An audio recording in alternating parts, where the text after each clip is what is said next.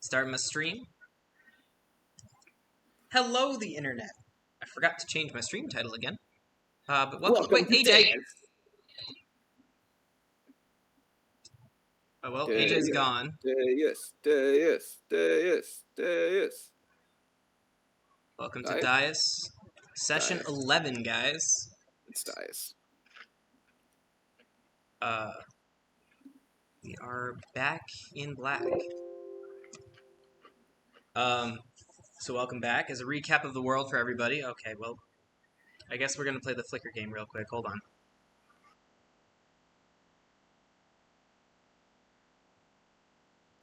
There we go. Everyone will slowly pop in. Read always takes longer, so we'll see. I believe in him. He's coming. Alright, so as a recap of Dias, this is a world where everything has a god, and there's a god for everything. So, whether it be nature, the sun, the moon, the river, your house, your family, the little rocks, everything has a god. The more that the essence is experienced, the stronger the god is.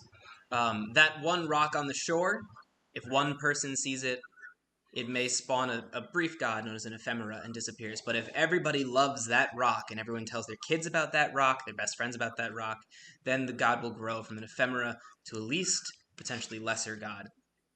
And it goes up from there: lesser, minor, major, grand, and arch gods.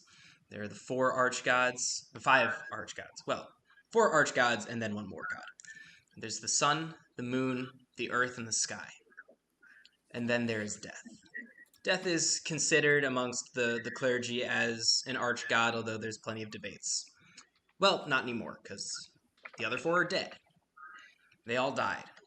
They were slain by war, just after the advent of an entire world war, where everyone started fighting everyone.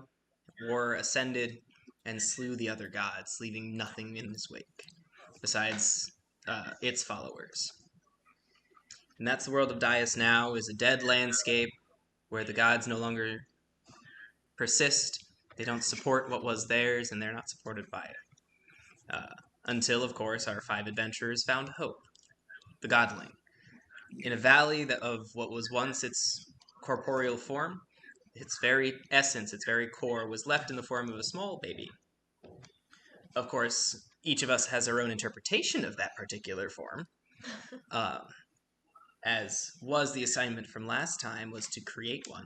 This is the creator's idea of what Hope looks like.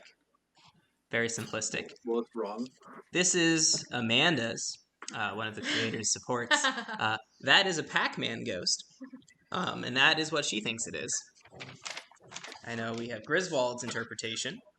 You can see a glowing baby with 2 little flowers poking up out of the darkness as a representation of Hope. Did anyone else do their assignment? Yeah. I got Hope. I drew this last week. Ooh. I got Hope and the baby Bjorn. Hope and the baby Bjorn. Yeah, I like it. I think mine's a little bit harder to see. Yeah, yours looks like you got a lizard tail. No, well, so it's that's supposed surprising to be... for Reed. Why did you have to say this, Josh? You knew it was going to take off topic. No, it's supposed to be Hope by the river building a sandcastle. Oh, that's real cute. All right. Oh, right, because that was actually seeing that happen, too. Yeah. Mine is apparently the only one that has a face, but it's holding a lollipop. Aww. And it's glowing. That's a good one. And it doesn't have legs or feet because I can't draw legs and feet. Ooh. Also because I think it doesn't. That it just sort of floats around. Nice. Ziba, did you do one? I can't draw. Yeah. But I found a good enough analogy. My idea is that he kind of looks like baby Hercules, except instead of like having skin tones, it's just all like gold sparkle with like creepy eyes that just like stare at you through the gold sparkle. Go. That's a pretty good one. We have your drawing. But then like just to counteract the cuteness, it has this constant like deep booming voice that's like you hear in your head. So like it's this tiny thing, and like like Bronson could be like patting its head, and then like just a booming voice, Bronson, I must be changed, or like something like really contradictory. We also got a fan drawing from Iris. What a fan! So this, if the camera adjusts, there's her Ooh, that's interpretation cool. of Hope. Oh, and it adjusts into. Oh wait, no. There we go. That's good. That's not bad. Yeah. Fucking good. And Guys, we then- have fan art. Fan art. And then also, this is Hope in the Baby Bjorn. Yes, Uh, that's sick. I That's want a awesome. T-shirt of it. Prints will be up on our Patreon shortly. Buy our merch. So this is the world we live in now. As with always, we're going to start off with a prompt to try to get a little bit into our characters, a little more knowledge about them. This week, the prompt is actually mine. I did it this time. And I just wanted to know, when was the first time you saw a god in person?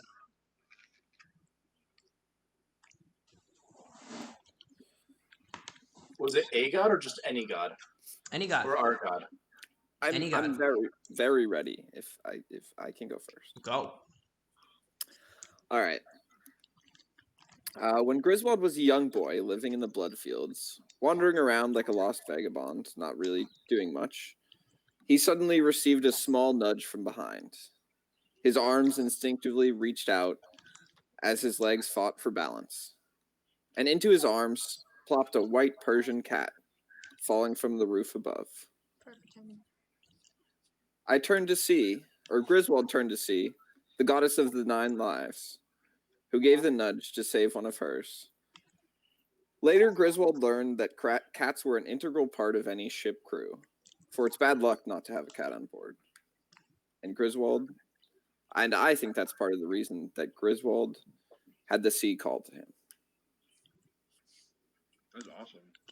That was cool. I have mine. So, when it comes to the north, we see what we, by this point, recognize as Bronson in probably his preteen years. He's maybe 12 or so. And his father has sent him out trapping. But this is the first time he's being sent out to do it alone. It's a test to see how well he's learned at this point. And we see him trying and struggling to set up a trap for hares, when all of a sudden he hears a voice behind him that says, "No, tie it like that. It'll be better if you put it over there." And this doesn't really register to Bronson as anything peculiar. You know, sometimes other members of the tribe will come out and check on how he's doing. But after he finishes setting up the trap, he turns around and sees a cutout of various greens, and he realizes that this is the lesser god of trapping. The god then helps him spend the rest of his day setting out traps, and that day becomes kind of a folklore story that his father tells to the rest of the tribe as Bronson's beginner's luck, as he caught the most hares anyone ever found. I like it. I can go. Go for it. So, this was when Madame Sundry was maybe around 5 or 6 years old. It was just after one of the most successful harvests that her people have had, where the gnomes reside, and it was time for a huge celebration. So there was a bunch of feasting, there was some big bonfires, and at like the closeout bonfire ceremony, although gnomes are very short in stature, they really have a good set of lungs. Yeah. So one of the traditional songs doesn't really have any words, but it's everyone as possible that can join in, and they have instruments or they're banging stones together or clapping, and it's just kind of like this pleasant, like humming tune. So it could be like do do do, and it just kind of repeats, and it's very, very soothing and energetic at the same time. Everyone in the whole village was on the same pace. There was sounds going high. There were multiple octaves. Even the fireflies in the distance, people could see zigzagging up and down slowly to the beat. Madame Sundry was smiling. She had such a good time, and she turned and looked to the left, and she didn't expect to see the person that was there. It was the most beautiful person Madame Sundry had ever seen.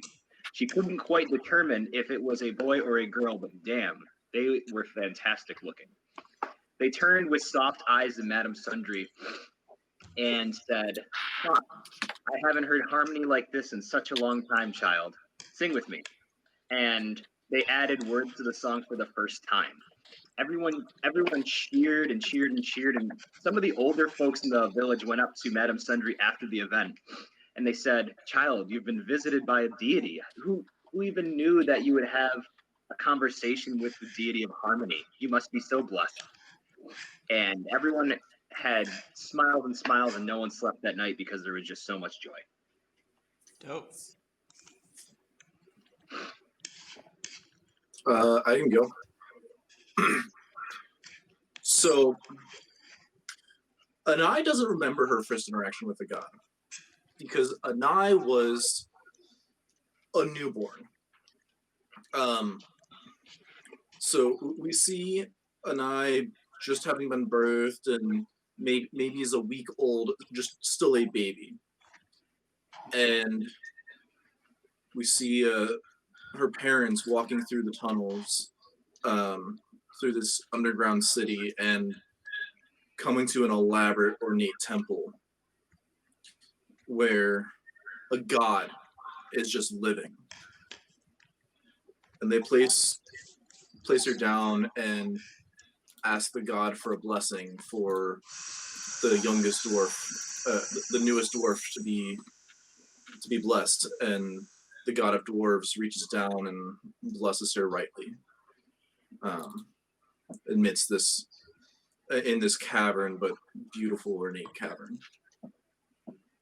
So Anai doesn't actually remember that first interaction, but over the years she saw the god of dwarves many times in that temple.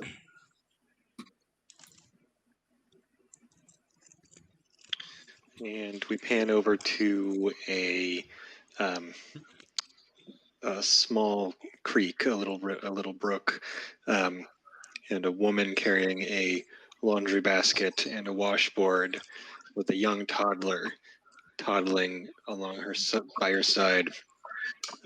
They stop and take out the laundry, start washing a few things. The toddler is meandering, wandering about, and as the woman is finishing up a couple of fishing nets and some line drifts down the river, the woman spots it, and young toddler Rorik helps her gather this trash and this stuff out of the river and packs it all up with their laundry. And as they turn around to go back home, Rorik looks up and sees sort of, it looks almost as if it is the river, but it's not by his feet. It's up in the distance just behind some trees, but it's moving in sort of the same way as water does and flows back and forth. And he stares at it for a moment, smiles, and turns around and hobbles, behind his mother. And it takes him years to realize that was the lesser god of that creek that day.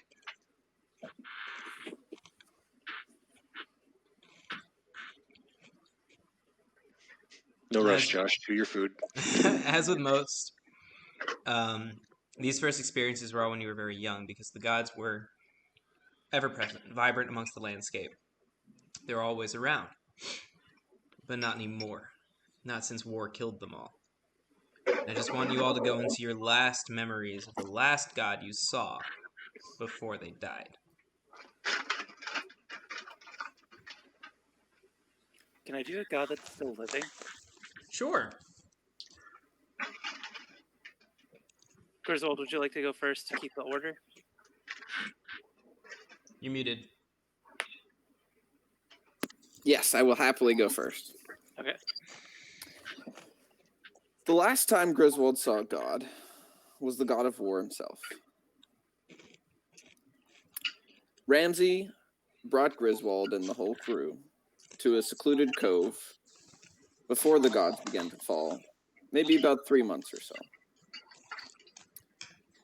There was a lot of God to see, but what Griswold really remembers is this one image of a man clearly in a bloodlust with his eyes bloodshot.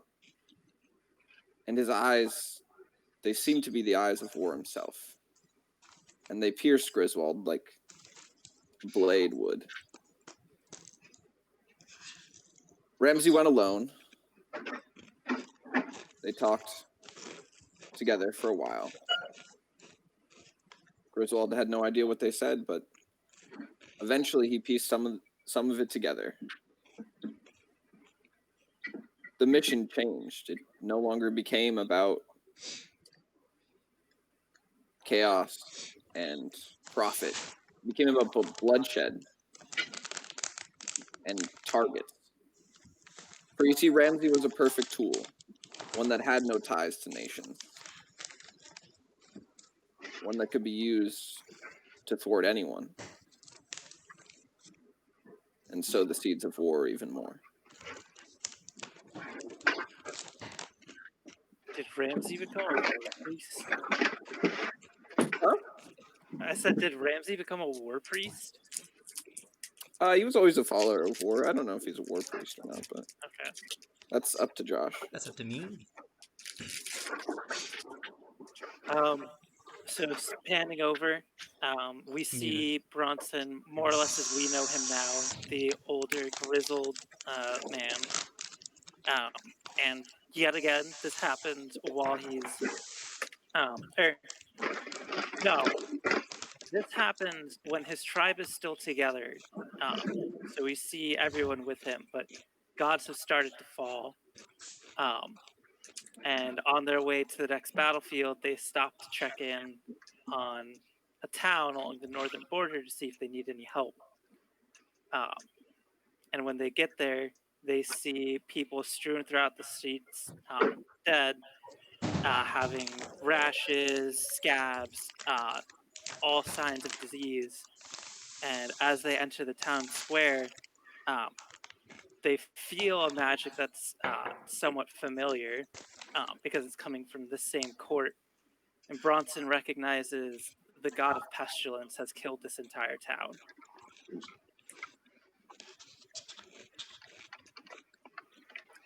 So my turn?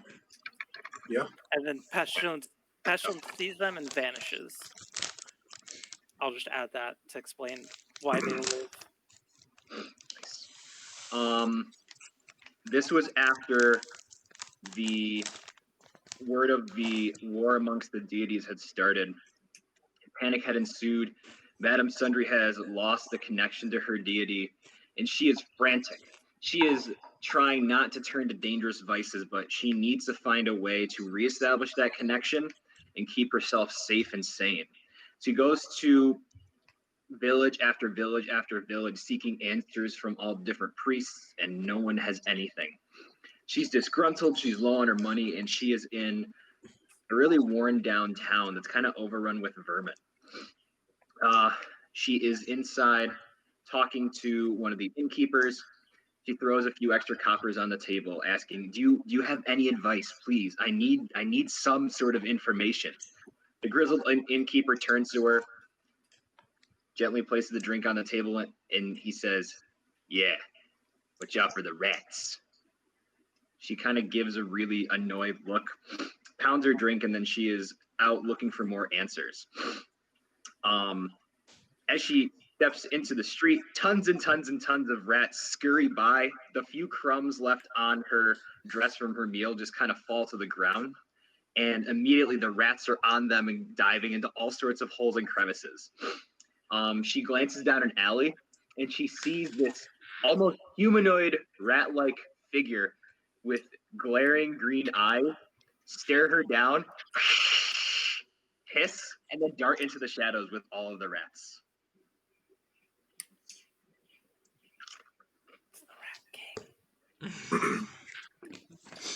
So we see a familiar space, actually.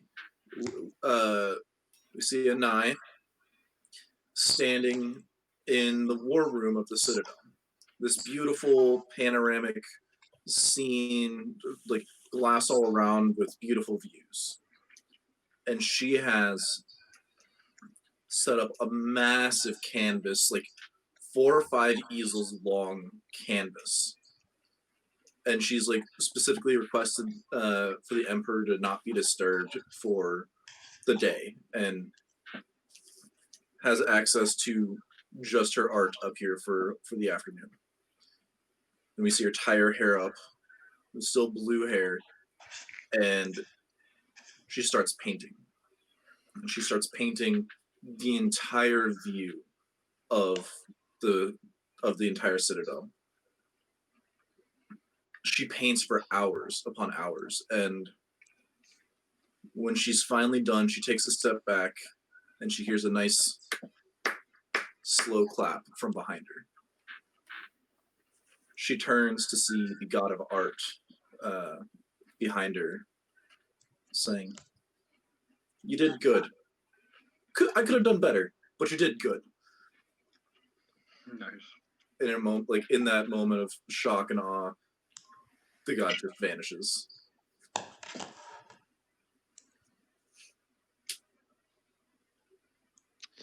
So before all this, before the fall, Rorik was used to traveling and passing through towns as they were having their harvest festivals and their annual celebrations.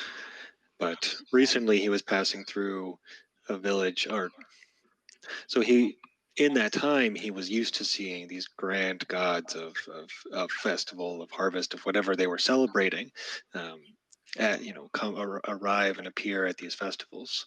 But recently he passed through a town, and what they managed to put together for their annual celebration was maybe 3 people, little scraps of food. Everyone else either gave up or fled town, and it was this small gathering. And as he passed through, and he joined in, of course, because it's habit. But instead of emerging this impressive entity, a little spark just for a moment, and then faded. And you could tell that everyone that was present, if they had any hope left in that moment, it was gone, faded with that spark.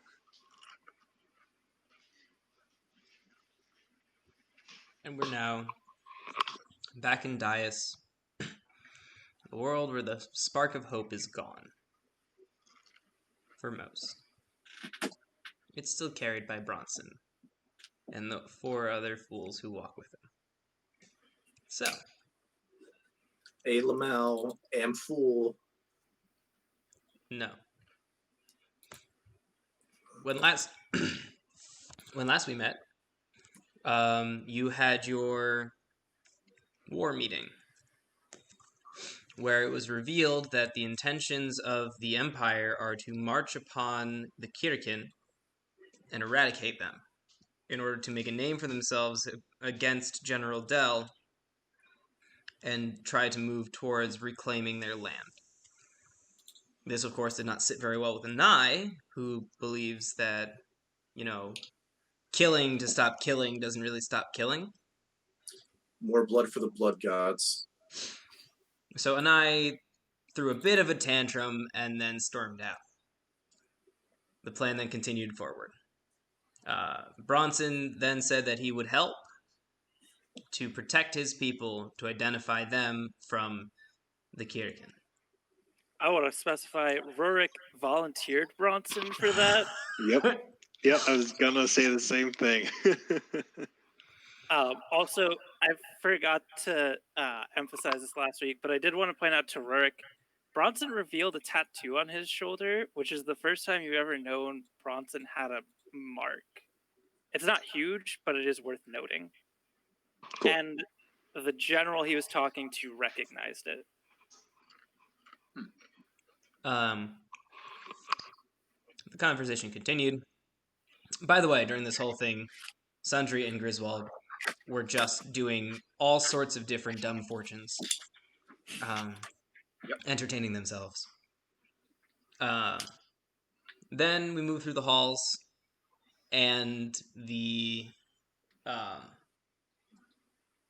was it Alar came to Bronson and said, I don't want to do any killing, it just seems like it's the only way to do it. If you can stop the killing from happening, that would be ideal. And basically, behind the curtains, told Bronson that if he could do a stealth ops mission or whatever needs to be done to make them surrender or not have his family there or whatever, that would be best for everybody. Bronson agreed and told the rest of his party, and I got super annoyed about the politics of the matter. But you all agreed together to move north. I think you guys can refresh the audience on what your plan is exactly, because I asked for a refresher earlier today, and I think y'all can give it. So I asked Josh what Bronson would know about General Dell. Josh explained that he was kind of not really as much a warrior as much as he was silver-tongued, and that he is someone that can be reasoned with. So the most logical thought that we had was that it would make sense to try and go talk to Dell and see if we can convince him that a peaceful resolution is best. If that doesn't work, we're then going to head towards the Kirken, and I think either try and convince them to sue for peace or sneak Bronson's people out. I liked how Isaac phrased it when I asked him, which was when that doesn't work. I thought it was funny.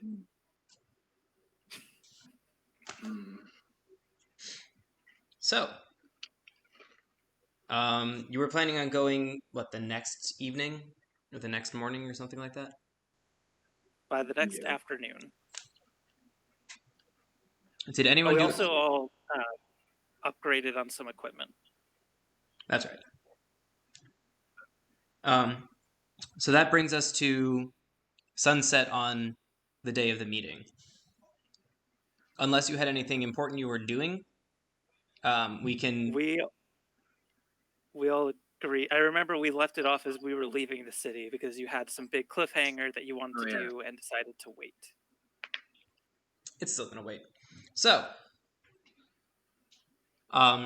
you are all equipped, and you're making your way out of the city. Alar has agreed to provide you a, I want to say pontoon, but I don't actually remember what kind of boat that is. That's a wide, flat, usually inflated. Okay, then not that. Just like a small little boat. Man, I wish I knew boats. I should look this up. Like a little barge? Like a sloop, I think. A sloop. Yeah, a sloop. Or like a keelboat, which is more built for rivers. Yeah, keelboats. Alright, keelboat. So you get a keelboat, which, for the audience at home, I don't know what that looks like, so I'm gonna Google it. Oh, yeah. Small little keelboat. What tabs do you have open, Josh? Not that many. Dude, I specifically closed my window that had like 15 tabs open just so it wouldn't be recorded forever.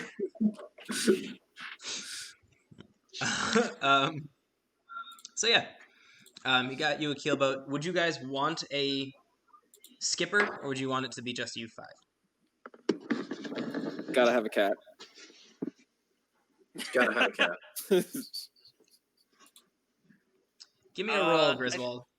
Oh, fuck yeah, what do you want? Give me a persuasion.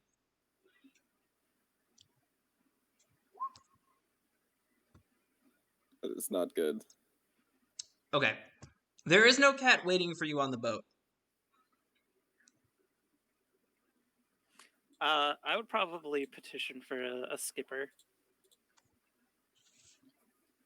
All right, there is a skipper waiting though. I can't go on that boat. Can I remind Griswold you've already been on 2 boats without a cat? They were much smaller though. Okay. And are you sure they didn't have cats? I'm not certain they didn't have cats. Well, You sorry, wanna roll you're for not certain. I'm certain. I am the god of telling. Fair enough. Wait, how come the god of telling didn't die in this war? How come he didn't get murdered by the god of war? Because War loves his stories. No. That's a good answer, though. So it sounds like we gotta fight Josh in real life. No. Okay, guys, we got a cat. Hey, me too. Right there. Are cats still alive? I actually don't know. Yeah. They're just not like everything still exists, just not vibrantly. I don't think Griswold's gonna push it, but he'll look for a cat if possible. Give me a nature roll. Nature, huh? Wow, so much better. You find a cat. Just you turn around and you just see one like batting at a trash bag or something. You Oh, scoop God. it.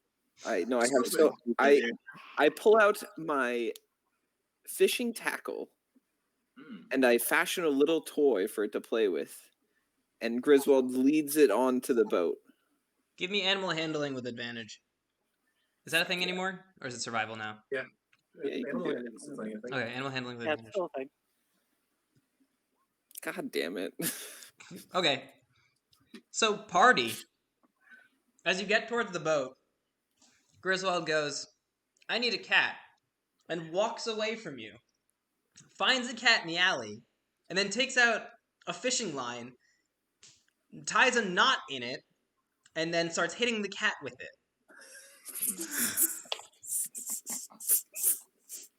The cat hisses and goes to swipe at him. Do you do anything in this situation, or do you let the cat just run away from Griswold? Oh, absolutely let it run away from Griswold. Give it some food. Cats love food. Do you say this? Yeah. Griswold looks in his bag for some rations.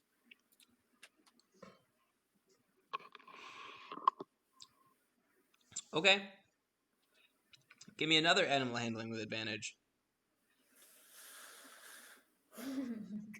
That was regular.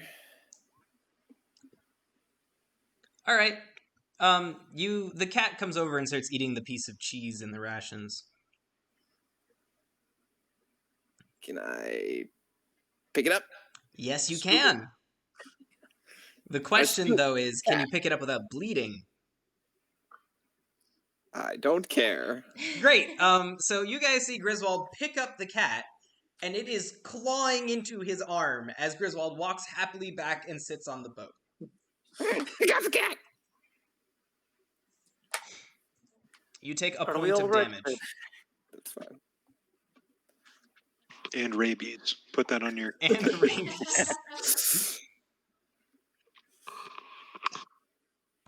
Are we all ready then?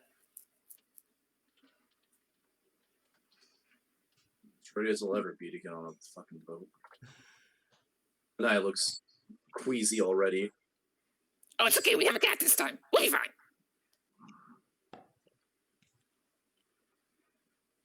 Trust me. So I know that this is like kind of retcon, but it's also character. So I'd like to say Bronson turns and says, actually, and I looked through the city. I picked up some supplies that may help with your nausea. Aww. You got some ginger? Yeah. Nice.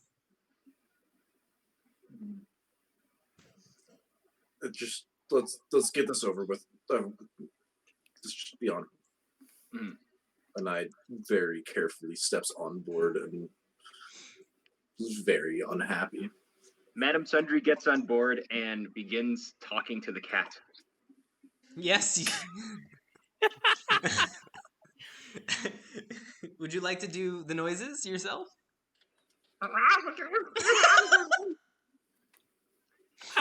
The cat stops clawing Griswold.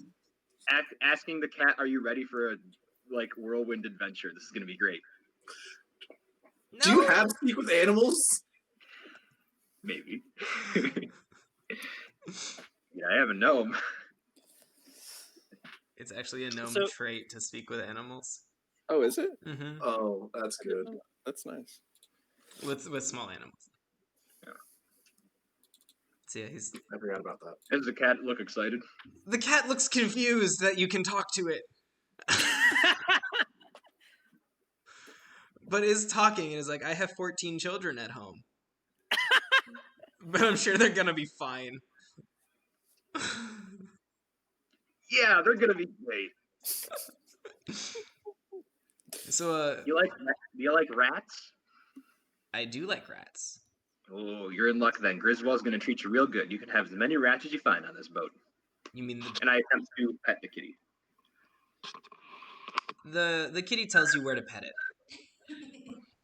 Right above its tail? Right above the tail, and right between the eyes. You know the thing about the right above the tail, right? Yeah, that's a sex spot. Yeah. Okay. Mm-hmm.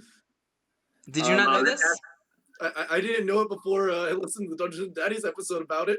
I also didn't know before the Dungeons and Daddies episode. For those on the internet who are unaware, the reason why the cats like to be palpated on their rump, specifically above the tail and the sides, is because that is what stimulates their sexual interest. So it's like giving a ball massage. Yep. Thanks, Josh. You're welcome. Keep that in mind, everybody. Pet your cat. What? I pass this information to Griswold. Or like a nipple rub for those who are sensitive, like that kind of idea. Oh, Sundry, as soon as Griswold sees you start petting the cat in all the wrong places.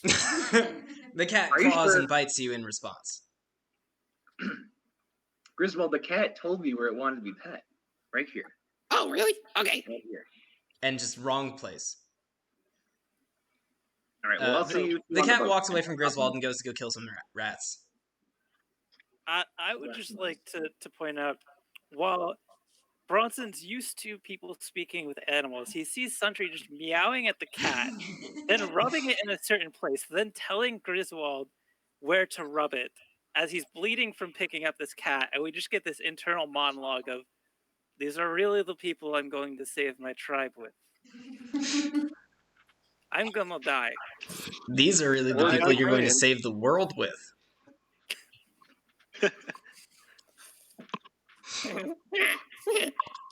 So where are you guys sailing to? I believe the plan was to go back to the northern lake here, because that is where we were told Dell was approximately camped out. I can start drawing territories if you want. Is it necessary? It's not necessary, but if you want it on a map, I can probably duplicate this map if you want that. Yeah, I think knowing the territories for right now of the northern generals would be useful. Yep. Oh, cool. I can duplicate it. So we'll have Dias before and Dias after. Look at that. Or at least as you explore it, we can fill this one out.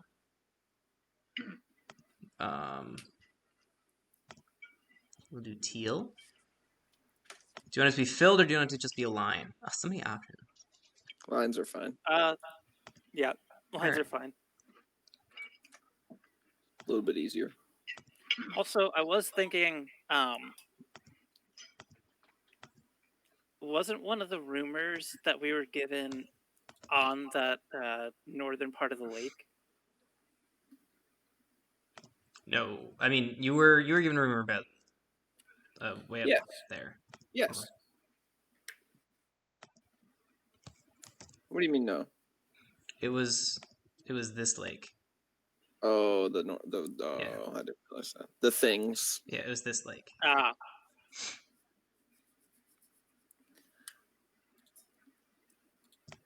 So is Dell in charge of the Kirkin?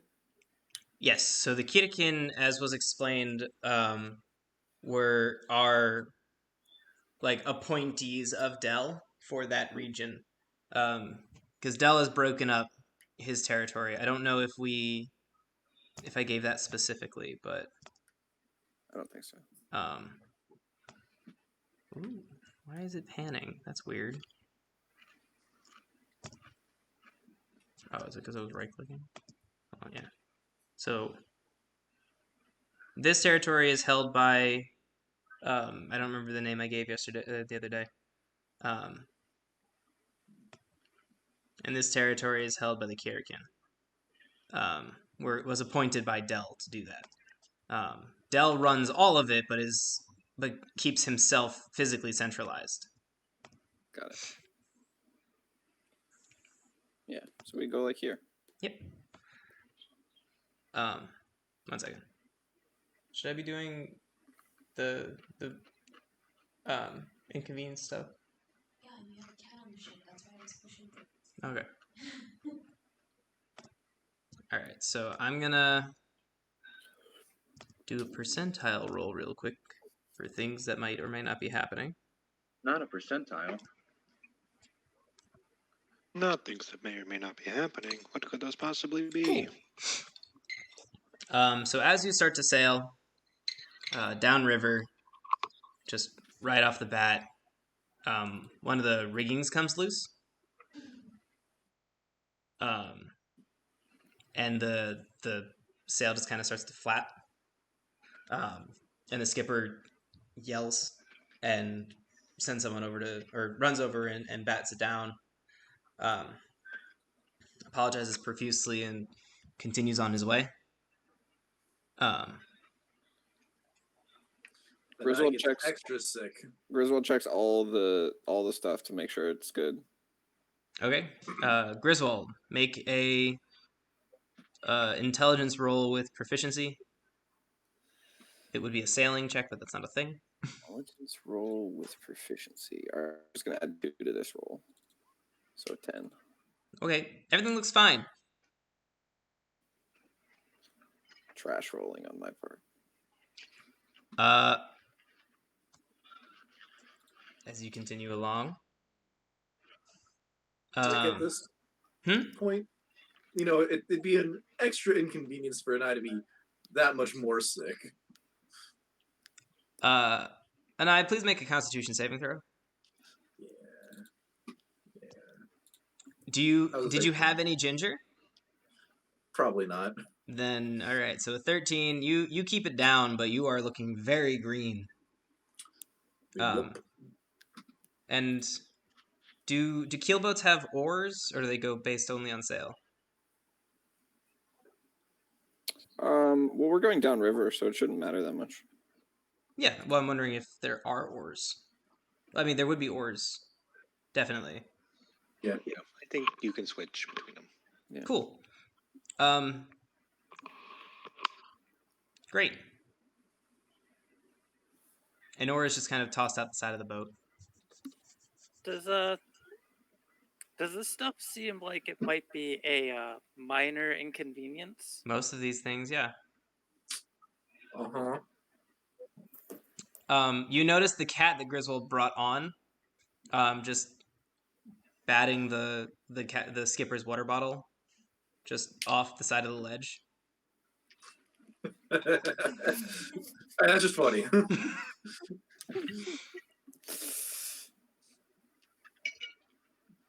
Okay. Anaya is too sick to notice anything, all the other things going on around her. When the skipper bends down to grab it, a wind comes in at that moment and bumps the sails, so the wheel goes spinning. He loses his grip. Anaya, please make another Constitution saving throw. Oh, fantastic. As the whole ship lurches.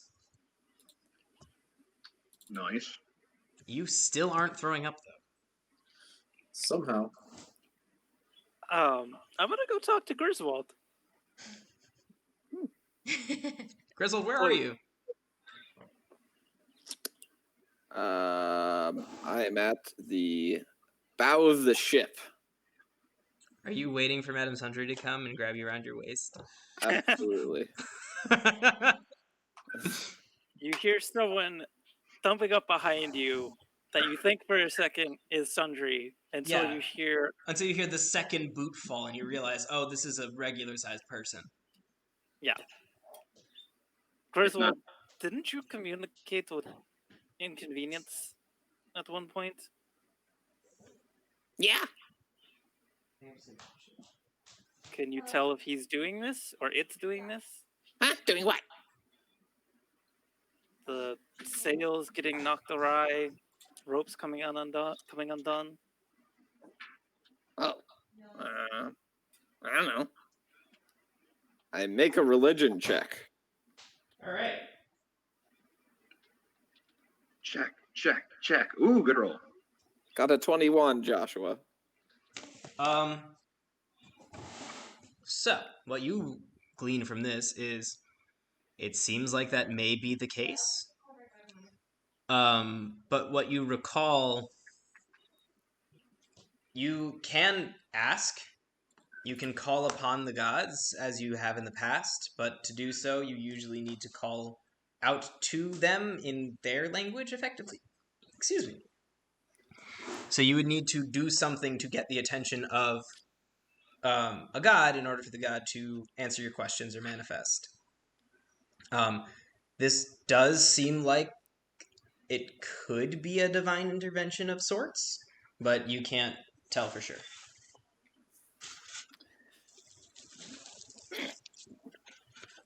Bronson?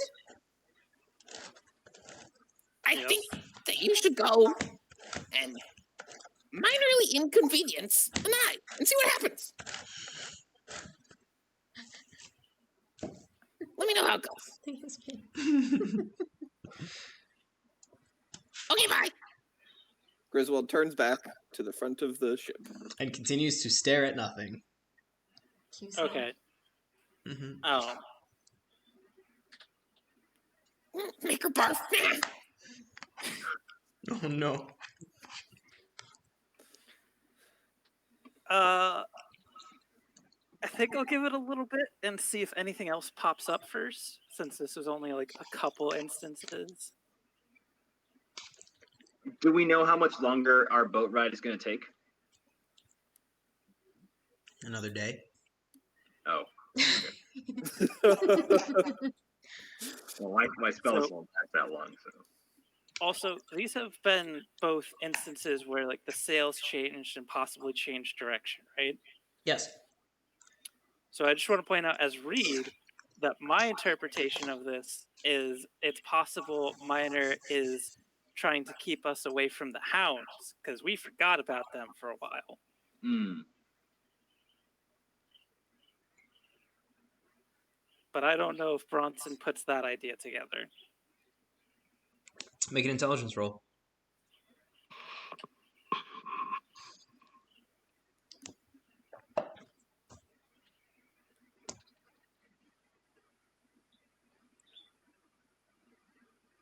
He does not.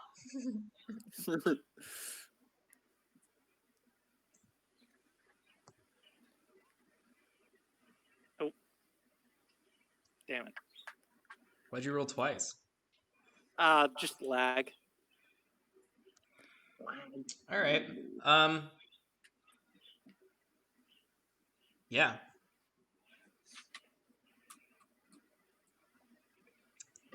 You want to make another percentile roll? Yeah.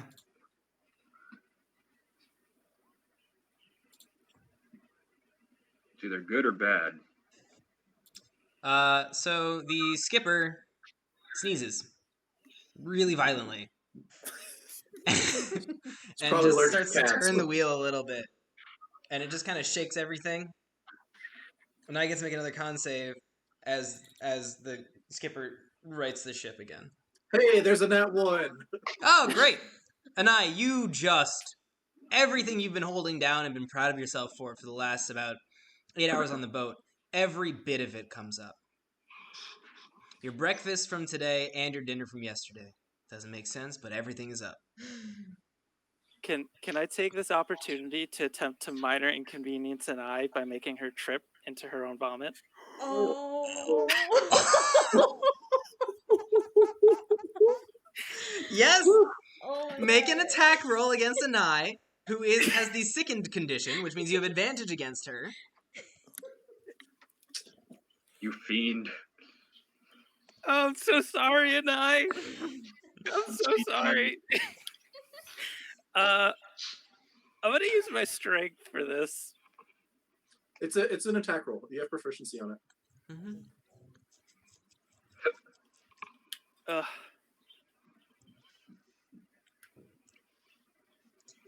I don't know why that didn't do advantage. You have a 18 strength. I have a 14 strength. No, but it's 2 and 2 proficiency. Oh, okay. Yeah. Does a 14 hit Yeah. you and I? That misses. All right, so you have to roll try to get advantage.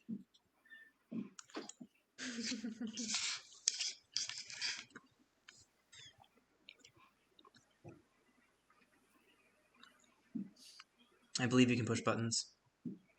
I can. It's just really slow for some reason. All right, Does a 15 hit you and I? 15 is my armor class. Nice. Okay, now you both make opposed strength rolls. No proficiency is added, just strength. I can't make a dex check. You can oppose with your dexterity, but you have disadvantage and Bronson has advantage. Or no, you just have disadvantage. Wow. So it's utterly pathetic. Bronson walks over. So now you are retching. You see Bronson, the healer, coming over to you. And you have this brief moment of maybe he'll give me the ginger now. Maybe he'll give me something. And then he just reaches out and lightly pushes you. And you just stumble forward into your own vomit. Fantastic.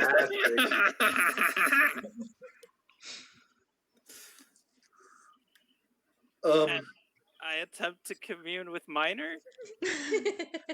Make a religion roll with advantage, please.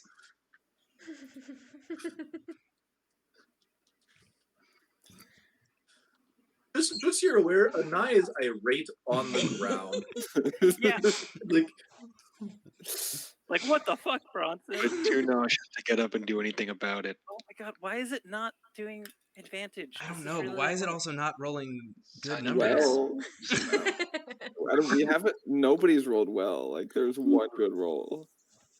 That was your I 21. rolled well on my earlier Constitution saves. That's true. That's true. Yeah. There you go. 22. Mm-hmm.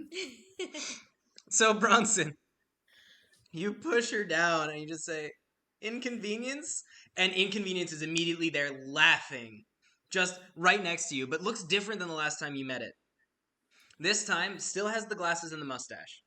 But beyond that, in a buxom female form, in a bikini, wearing just calf-high snow boots. And it has an arm coming out of its back. Are you causing all of this? Not that! I didn't make that happen! Bronson kneels down, cleans up an eye a little bit, and says, "I'm sorry, but I needed to see." Anai slaps your fucking hands away.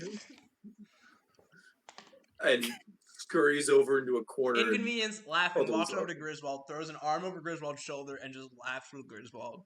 I told him to do it. I know, I was watching. I know. He did it. I can't believe he did it. I mean, you guys could have done anything. You could have just you could have pushed the cat. But I mean, this is great. This is better. I hate that I'm laughing so hard about this. Bronson definitely isn't. Bronson is feeling some of the most shame he has ever felt. Close to running away from the battlefield and leaving his entire clan behind. I slowly walk up to Bronson, trying to suppress my giggles. Are you succeeding? Not really. Hey, it worked. Bronson, deadpan in a way that I cannot fathom right now, turns to Inconvenience and says, "Where are you causing all of this?"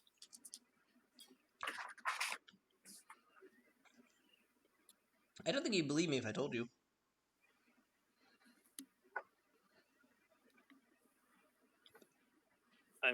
Why would I ask then?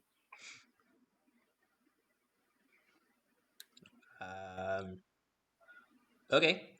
Because I'm concerned for you? So you were causing this. Yes, I told you that. Okay. What are you concerned about?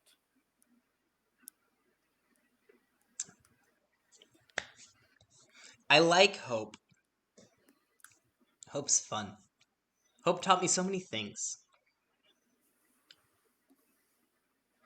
And you're walking into a warlord's territory with Hope.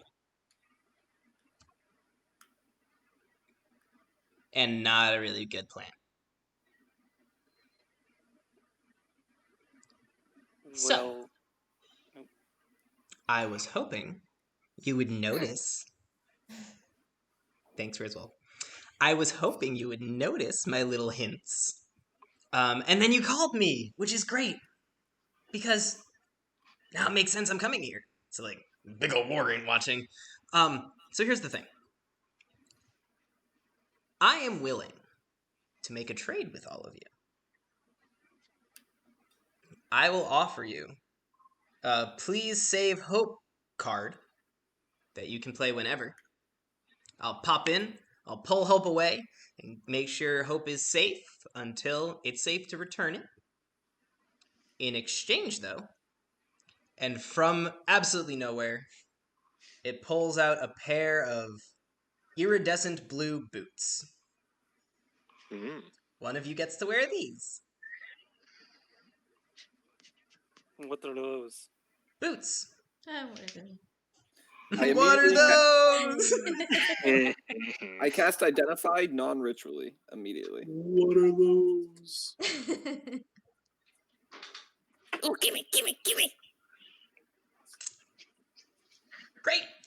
Hands Griswold the boots. Griswold, you identify them. They are cursed. They are boots of inconvenience. You don't know exactly what they do, but to the best of your knowledge, they make things worse. Bronson, I think these are yours. You called him.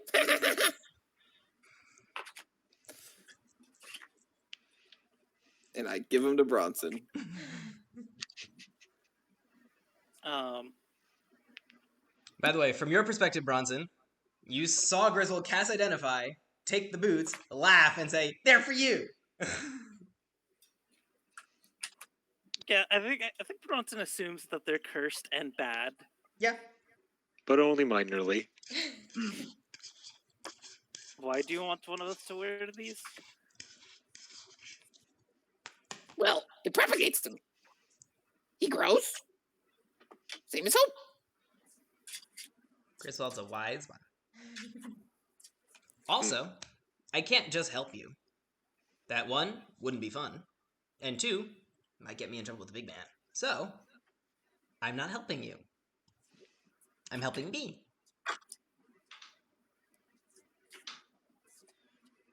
Is there any chance I could convince you to inconvenience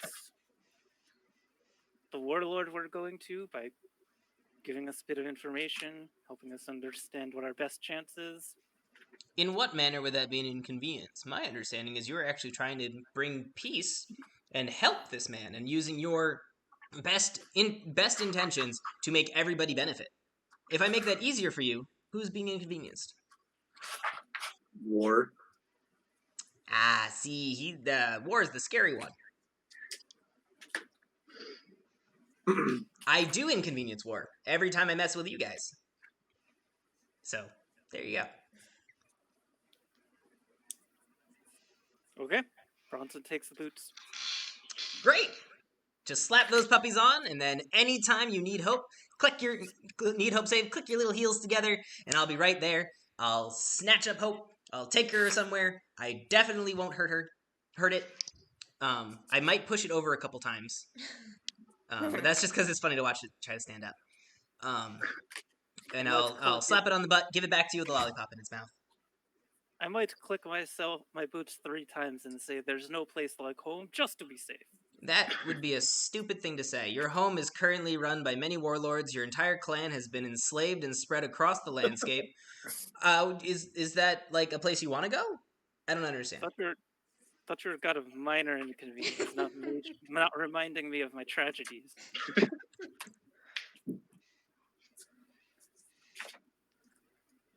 Okay. Anything else? Are we good? Any advice? Any advice? And I manages to sputter out between retching. Don't fall on your own vomit.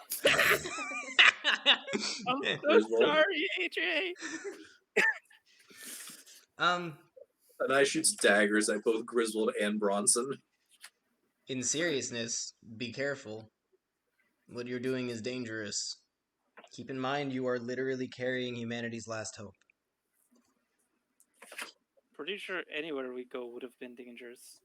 The guy carrying him has 2 cursed items on him. Anywhere you go is dangerous. Where you're going now,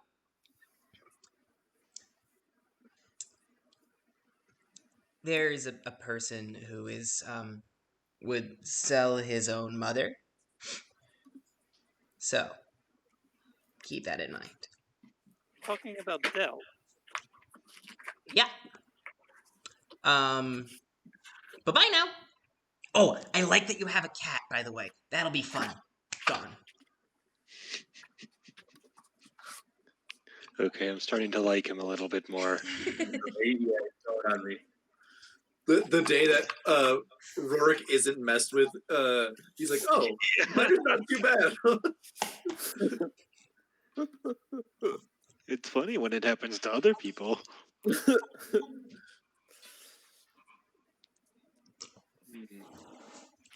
Oh, that was so much fun. Bronson does go over and try and give Anai some ginger. Anai shoots daggers at you and refuses to talk with you. She doesn't have anything left in her stomach to lose, so fuck it. Can Griswold approach an eye? No. She looks at him just as much anger and vitriol.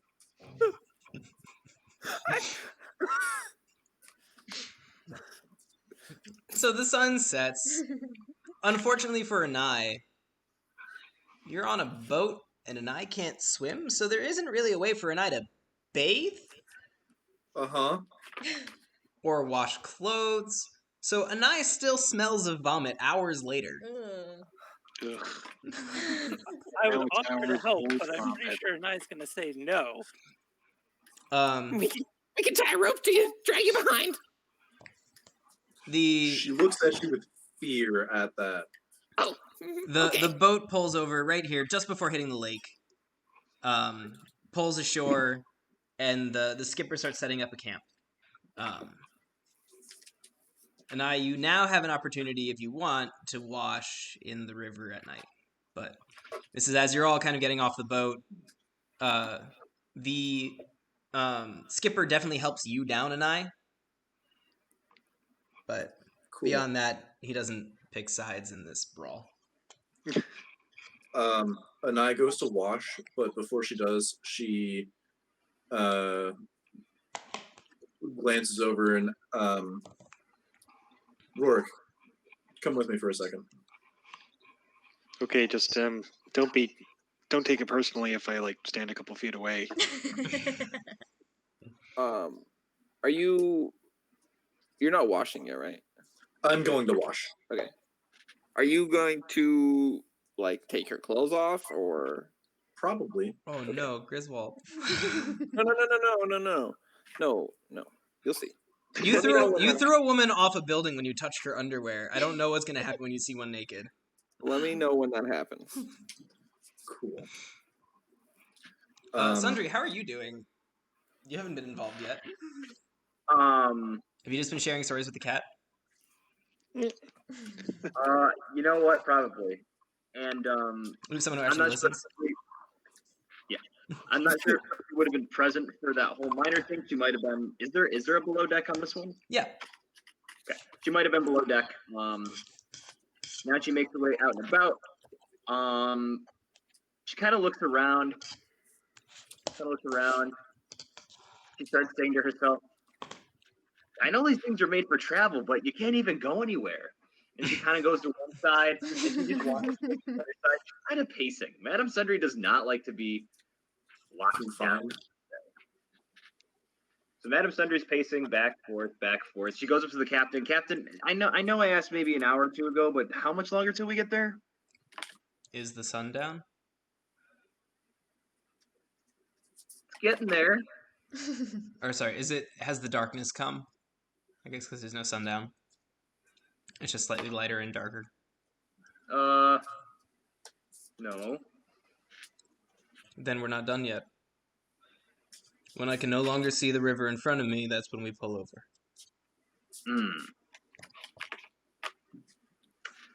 Sounds like it's gonna be a while, huh? Yeah, almost 12 hours. Not from now. Okay. From the start. Well, I'm going to make myself busy. Thank you, Captain. Madame Sundry continues pacing back and forth, snaps her fingers together, remembering she has adventurer friends, and goes to see what Anaya is up to. Anaya is covered in vomit. Oh, Anaya, what happened? Are you okay? Yes, I will be fine. I'm apparently Griswold and Bronson were trying to commune with inconvenience, and this happened. She kind of gestures down, but in doing so, lets go of the railing, and then very quickly grabs back a hold of it as she starts to retch again. Oh dear. They're there. She pats my back. What do you need? Would you like some tea or something to wash up with? I can go help. I can go get something done for you. I hate being useless on this boat. I'm just going to wait till we get off, and then I will take care of it. Food does not sound great right now. Mm-hmm. Except to AJ, who is kind of hungry, but that's fine. What does it feel better if I do this? And I begin rubbing her back. Not really. Holds in another retch. Well, I'm gonna prepare a hot drink. I know I want one, and maybe it'll help you out too. Here, this will keep you company. And she just like pulls out her like blue wisp familiar and just like crams it in a pocket of Anai and goes below deck to get some tea going.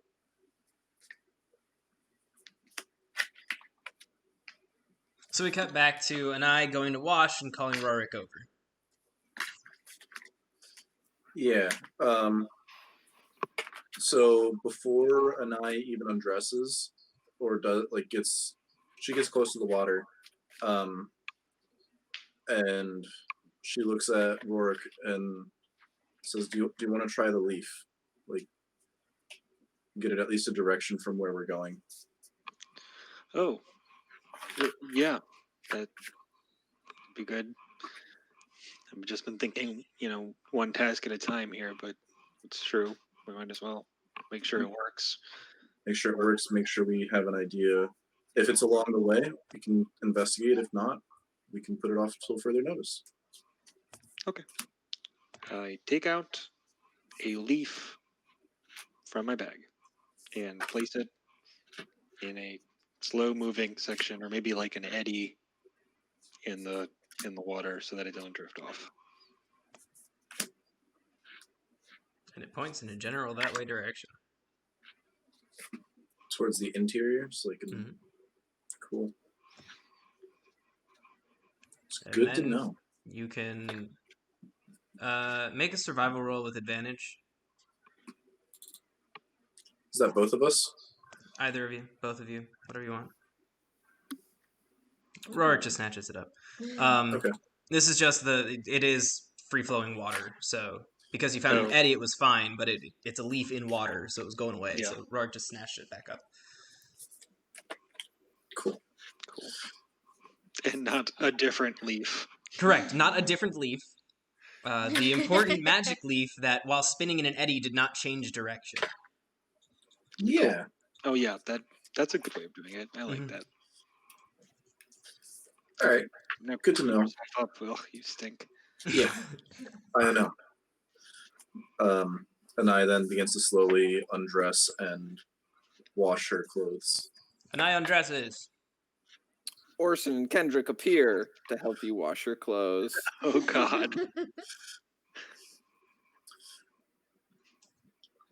Anai is extremely uncomfortable and almost grabs her flail to beat the crap out of Orson and Kendrick. They don't respond to you, but grab the clothes and begin to wash them. Uneasily, Anai begins to wash herself. They are remarkably more dainty than you would expect skeletons to be when cleaning your clothing. That's good to know. Griswold, do they search pockets or no? Nah. Okay. Cool. After Anai washes, she finds a way to dry off, or puts on enough to dry off, and walks back. Does prestidigitation creates a small flame, right? It cleans things too. Yeah, I think you could probably like wring out clothes. Yeah, then I would use the prestidigitation once we're on land. To Nah. clean it, but- I'm not letting prestidigitation clean vomit stank. Yeah, fair. It can. But, more, we'll say that she uses it to dry her clothes. What are you and prestidigitation from? it's a cantrip from Warlock class. Okay.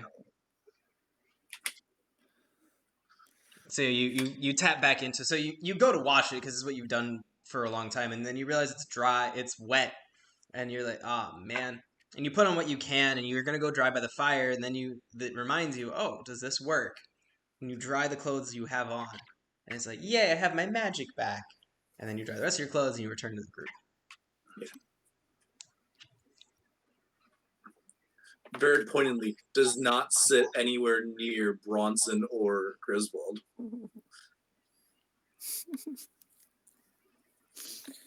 Griswold yells across the fire. And I, Hey, over here! Over here! you know, I just told him to do something to inconvenience you. I didn't tell him to throw you in vomit. That is partially a lie, right? No, that's fully true. That is true. Everything he said just now Okay. is true. Every word. I think I told Bronson to make you vomit, Right. To make me vomit. Yeah. Got it. or like I hinted it, but you had already vomited at that point. So Yeah. Yeah, it was just make her vomit was all he said, but not push you into your vomit. That was Brutal. entirely Bronson. Brutal. And I definitely just stares daggers at both Bronson and Griswold for most of the night. I would think Bronson will say over the fire. I think perhaps we should try and discuss our plan in more detail. Agreed. Yeah. Inconvenience certainly made Dell seem more dangerous than I thought.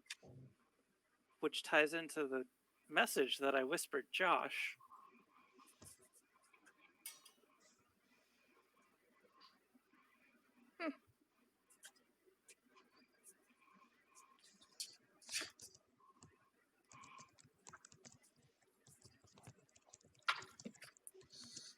This week's episode is brought to you by Magic the Gathering cards. Yeah, Why do I have so many of these? I don't have an answer. But I also have a lot of them. I have over 100,000 magic cards in my space with me. I got a good one. Today's episode is also brought to you by the Audubon of New England. It's got birds, it's got leaves, it's even got flowers and foxes. This book is really, really cool. Another Go sponsor Audubon. today. I want to talk about the Audubon real fast. Dairy relief. Lactose intolerant. Lactase. So Audubon, For those of Audubon us who are addicted to cheese and it doesn't like them. You poor boy. Audubon also put out a very important article a couple of years ago about what defines a burb. So that is a very important article that everyone needs to read. Did you say Definitely got to bird? check on that one. Burb. With a B. Burb. Yeah. Like with Well, the beak. all Like birds the are just suburbs? drones, so let's start with No, that. with the wing tail. B-I-R-B, verb. Josh, with the feathers, like a bird, you know. Verb. Isn't You know, it flies through the air. no The things that, Descendant of dinosaurs. yeah. bird? Other birds. No, I don't like. Audubon.org. Burb. No, okay. So let's D&D, shall we? Extremely important guide. Extremely important guide. Bronson will respond to her and say, "Yes, Dell is not dangerous. I don't know if I remember any. If I would remember any particular horror stories about Dell. I mean, you know that Del was one of Varys Khan's 8 generals. Del made his way there by being able to do what was necessary. He's not a fighter, but he's a silver-tongued salesman. Yeah. Okay. And he seeks power. That's an important character trait. Yeah, Dell is he's not dangerous because he's some legendary warrior. He's dangerous because of what he's willing to do. I mean, he's captured and enslaved what's left of my tribe, so there's that. And when you met with the general after the war meeting, what exactly did she... It was a woman, right? Yes. What Montiel exactly Alar. did she tell you to do? Did she make it seem like we could broker a deal with Dell? Or what did she want us to do? She only asked that I do anything I can to prevent a fight from breaking out. It did not have to be Dell, but based on what I know, he is the most likely to strike a deal. Or sell us out? Yes, Kill us there's a very good chance he'll sell me out in particular. and take hope for a bargaining chip. It's good you brought me master of trade.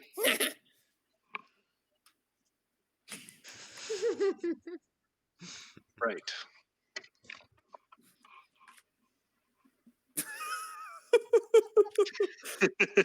Brutal, right? Okay.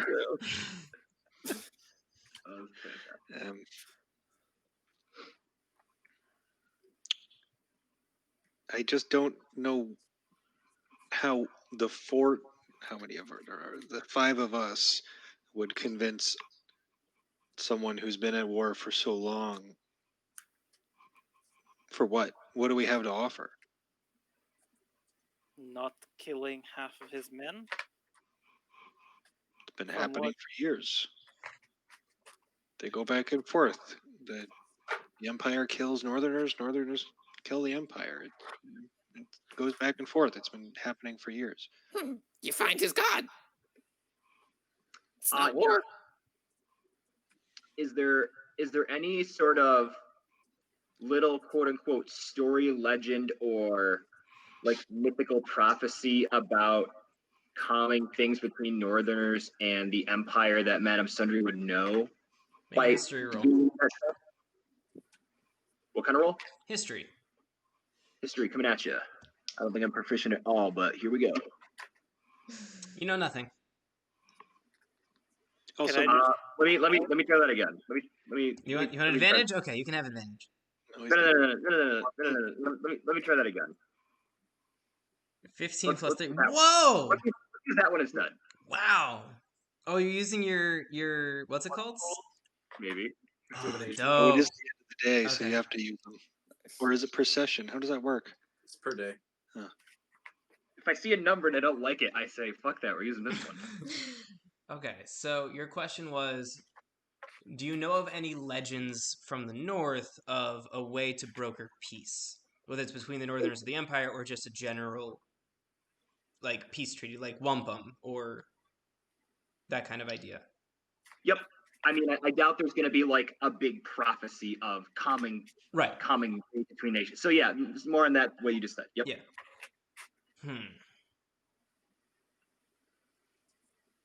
I mean, there is a tale of brokering peace in the north. Well, yeah.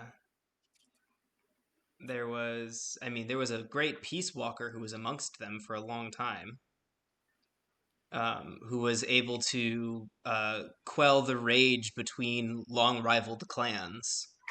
Mhm. A blue-haired wanderer. But you don't know anything about that. Oh, that's not the one I was going with. What were you going with? Varys Khan technically brokered peace between. That's 100 also tribes. true. Varys Khan did unify the entire 100 clans. Though that wasn't really peace as much as half of it was strong arming. But yeah. But there is a tradition amongst the North, as Bronson has already brought up, of challenging to single combat. And you do know that they're from what you have seen and interacted with, there is a softness the Northerners usually have for flowers, because there are not a lot of flowers in the frozen waste. That may or may not function now that they are living in what was once the Empire, which is a bit more temperate. But flowers have always been something that, they're not necessarily a war nation. They're just people. Some of them were more militaristic, some of them were more peaceful. But they all have this kind of reverence for the flowers, which are ephemeral beauties that don't come up. Does that answer enough of what you asked? Yes, that sounds excellent. I turn to Bronson as we're kind of discussing this stuff. Bronson, what season is it back home? The answer is the same season it always is, which is there aren't seasons anymore. Yeah. Question stands. There are no seasons, and I mean, mostly among the north, it wasn't the seasons that you know. It's just cold or more cold. That's what I was gonna say. Man, it sounds like Syracuse. Yeah. No, Syracuse is cold and construction. Yeah. Yes, those are I the think people. I think the only way you would probably know the marking of the seasons is like how much light there was more than anything else. And there is some temperature fluctuation, but it really is, especially as you get towards the North Pole in Earth world, it's how long are the days? Are they more than 24 hours long? Oh yeah. By the way, happy solstice. Oh yeah. Oh yeah. Shortest day, but longest okay. fucking year. Oh, that's literally what I was about to say, because we passed a woman just in the street who said that. Wow, that's a good one. I was about to ask Amanda to say the quote for me, but you literally just said it. Get wrecked, nerd. Nice. Yeah, I suppose we could assume that the planetary axis of days is. Yeah, I'm not messing with axes. I've tried doing that before. I'm not messing with that. It gets headaches. Yeah. What's the name of the guy we're talking to again? Dell. That's who we're gonna go see. Dell. Yeah. Yeah. Y'all been Bronson. spelling it like the company. I spell it with a single L. I like the single L. If we Thank go you. to see Dell, what's it gonna be like there? Is it gonna be cold? Is it gonna be snowy? What do we got? What are we working with? Well, If you think about the map also. And you're welcome to continue being Sundry and asking these questions because you're going to the north, etc., etc. But you've been. This is the kingdom of Nen. You've been there before. It's Yeah. a temperate zone. Okay. At this time of year, it might be a little chilly. It's like autumn. It's like a perpetual autumn. But I'm perfectly content with Sundry continuing to ask these questions just because she's not thinking about it. Oh yeah, she's like hyper focused. Bronson, you're aware this is the kingdom of Nen. It's not even traditionally the Northerners' home. Yeah. Shouldn't you know this? That was part of your empire. Oh, right. Well, would these be there? And Madame Sundry opened her spell book and she opened to a doodle of flowers in a corner. Would these be there? I know it looks like a bird in this, but would there be flowers where we're going? Bronson turns very confused to Rorik. And it's like, hey, Rorik, do you think that there are flowers in the kingdom of Nin? Yeah, I guess. There were, but I mean, Rorik, you haven't seen too many flowers since the gods died. Oh yeah, that's true. At least there used to be. There's not much of anything anymore. Wait a minute. Anai, do you remember what flowers look like? Yes. Are you suggesting that we find a flower to bring to Dell? Maybe more than one, but one to start with is great. I don't know. I'm trying to remember. Okay, I forgot about the climate. You got me there, but all right. I pulls out a painting. It's got a beautiful waterfall, and it's at night, and you can see the moon above. Have you sent me this yet, AJ? No, this is one that I've already written out, though. I know. I need you to send me the list, though. I only have 7 written up. Okay. Write 8 more. I'm working on it. Okay, it's hard to think creatively sometimes. But the moon is in the background along with the stars, and amongst the like water's crashing down from this waterfall, filling the area. But surrounding the area are beautiful, vibrant, colored flowers. Ooh, Anai, this is fantastic. Madame Sundry turns to Bronson. Bronson, if we presented this to Dell, do you think he would give us space to listen? Do you think he might not just make a snap judgment and turn us away if we have something to say? I cannot give up this painting. Okay. Bronson, if we were to present something like this, something that kind of shows joy, that shows peace, that just doesn't show we're there to argue, do you think that Dell would listen? Yep.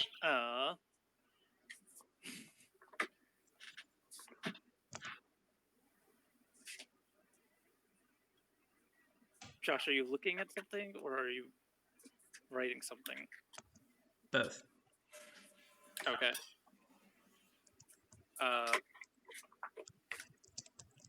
It's possible that is how things work in the old days.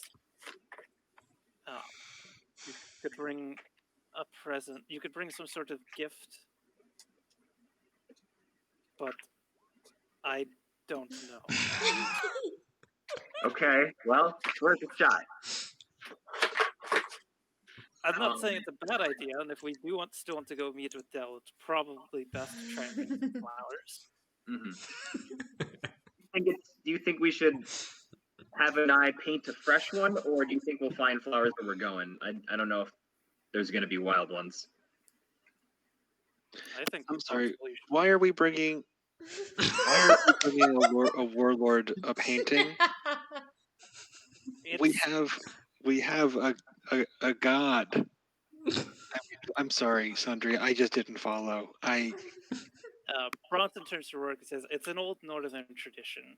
Flowers are rare in the north, so more southern tribes would collect flowers when they could, and when needing to discuss peace or just to celebrate, they would present flowers to other tribes." Oh, okay. See, that makes sense. Well, Sorry, I'm still stuck in my old habits of just kind of jabbering out whatever's in my head, and I'm realizing I'm not good at that without my my little deity voice. So It's okay. apologize. The jabbering is fine, Sundry. But we might die tomorrow if we do this wrong. well, you can't trade gods. You can trade a painting. It's true. I can start on a new painting. Ooh, let me help you, and I definitely want to be here or be there for that. Listen, Kendrick, hold the paints. They grab an eye's paints. I do not need help AJ, holding my paints. AJ, tell me when you're going to They start don't painting. stop until Griswold dismisses them. They're not like holding them for you. They're just holding them and like not letting go of them. While Yeah, Anai is painting, Bronze is gonna say, "I am the one who knows the North, but she is the peacemaker. What do you think, Anai?" It could work. It could work. There is some concern of possibly seeing you as a greater gift, for lack of a better phrase. Oh, I entirely suspect that the moment if Dell sees me, he's going to contact Marias. Unless I can think of a greater gift to offer. And we only really have one greater gift. I do think the introduction via a painting of flowers or of flowers. I will roll in a minute. Yeah, that's why I put it in the chat and didn't interrupt the conversation. Would be a good start. I would hope that Dell would listen to reason with hearing an entire group of his people would be attacked and possibly destroyed. However, from what it sounds like, he is a man that is willing to do what is necessary, and if that shows Can you bring them to me? any amount of weakness or will be in his best interest considering the other generals, we would not be in a good position. Does that make sense? Yes. He may want to make deal, but he also does not want to look weak to the generals that gave him this land. Exactly. He's Trump. He's more competent. That's not that hard. I know. Well, that's what makes him dangerous. Yeah. Just like the next fascist president we get. He's Pence. Yeah. Yeah. Oh. Next week's session also brought to you by the snickerdoodles my dad made, which are just heavenly. I haven't made snickerdoodles in a hot minute. Maybe I'll make those along with the other cookies I make. They're perfect. Oh my god. Oh yeah. Oh, BJ. Yeah. Is that a Josh, Ben I and have Jerry's ice cream sandwich? Or what? What? They make those? Whoa. What? That's so cool. I want one. Josh, I have a question for. No, you cannot have my snickerdoodles. I wasn't going to ask for them. Okay. I'm happy with the cupcakes. So we are supposed to be showing hope to to all of the world leaders, but the North doesn't really have a single world leader. So what is the mechanic for that? That's a great question. Maybe it could be the 8 leaders. Yeah. So wouldn't we? Dell is one of them, right? Mm-hmm. Wow, So what a we conundrum, isn't it? Yeah. Yeah. It's almost like I didn't make it straightforward. Yeah. God damn it, Josh. It's supposed to be easy. Don't you know that? So I believe that Dell is also one of the people we're supposed to show hope to. But he's also likely to sell hope if he can. So perhaps there's a way that we convince him that there's something so much more important for his well-being that it's worth it to not sell hope, preferentially not sell me.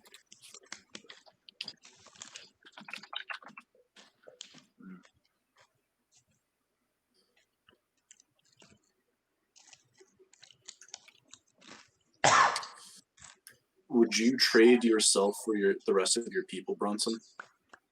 Without a question.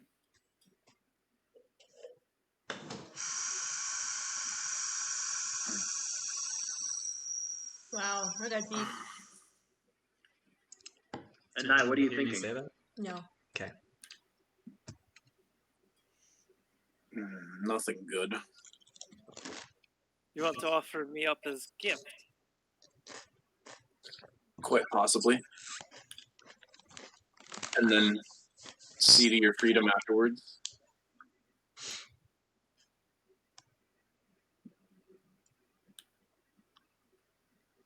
Shortly afterwards, before any execution would occur, ideally. Well, I don't think Dell is going to be the one to execute me. You'll have some time before that. I don't think Dell is the one that wants me most dead in the north, and he will make sure to profit off that. What if we're doing this in the wrong order?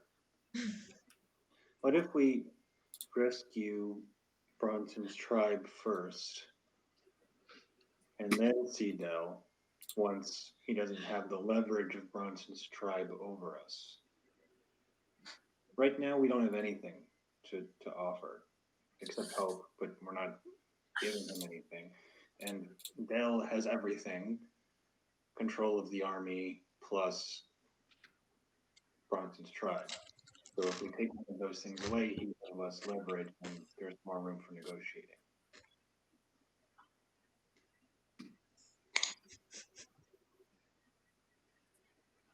Trying to Told you my read party was Josh's smart. face. Did he just turn and say, "Oh, that's a good idea"? I muted myself so you don't know what I said. Amanda, what did he say? Oh, no.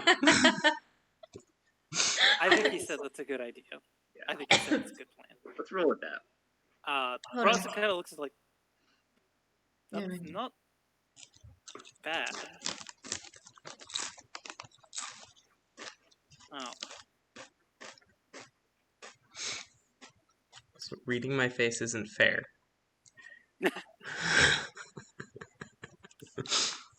We lost AJ. Yeah. he'll be back. It wouldn't be fair if the god of telling didn't have a tell. Oh, that was good. Denali, do you have AJ? Oh, you do? Alright. Flicker time. Whee!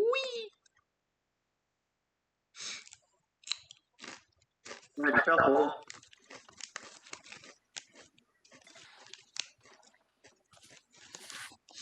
This week's episode brought to you again by the Snickerdoodles my dad sent me because they're that good. No. Yeah. And I guess So, how about them Sun sponsors? Chips, Garden Salsa. I don't have anything else on my table besides a pen and a pretty paper. This week is brought to you. Oh no. Everyone. Everyone froze. Except for Bronson. That means it's a me thing. Yo, Griswold, you frozen? Yes, he is. Hey, Reed, are they frozen for you? No, I can see them and talk with them. That's strange. Oh, everybody flickered away. I got AJ back. I got Reed. Isaac, can you hear me? I got nobody else. I got Denali.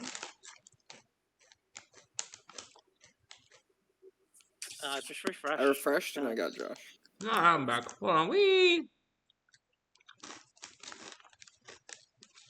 This week's session brought to you by Roll20, a free platform where you get to play wonderful games with your friends and sometimes do the Roll20 dance. Sometimes all be connected at the same time. This week's session also brought to you by Spectrum Internet, the highest quality of high-speed internet in the area. Yeah. It's really nice being in a city where you actually have internet options. We don't have many, we have like 3. This week's But it's better than episode none. also brought to you by a nor'easter that I know knocked out people's internet across a lot of the area. So, Yikes. like, we don't need to, like, blame anyone. One of my friends does not have internet right now. He's very mad about it. Does anyone else have Reed? Is it just me who doesn't have Reed? I do not have Reed. Oh, he's trying. I had him. It's And spinning, so I think it's trying. I have There he everybody. Oh, God damn it. I love these snickerdoodles so much, but they make me nauseous. Oh, Josh, you and your Everybody good? what? Good? You guys have? Yeah, I have I can everybody. hear Everybody's Isaac. here. I can't. Okay, now I can. All right. So yeah, what if we rescue the tribe? Take that chess piece off the or it doesn't play chess. Take that Bargaining chip. yeah, take them out of play and make sure they're safe before we go to negotiating. That's a great idea, Rorik. I'm definitely behind you with it. Do we have an idea of where my tribe's, the remnants of my tribe here are being kept? They're with the Kirkin, right? So they'd be more like southern. Yeah, they'll be down here.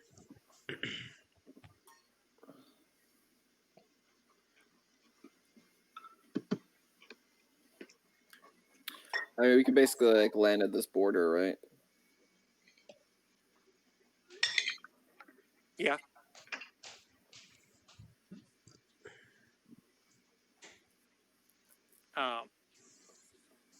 The question is, could we do that and then make it back to Dell to negotiate, or would we have to deal with the Kirkin individually? Guess it depends on if we get caught. Looks at Griswold's thighs. This could work. Your accent is gone. This could work. There you go.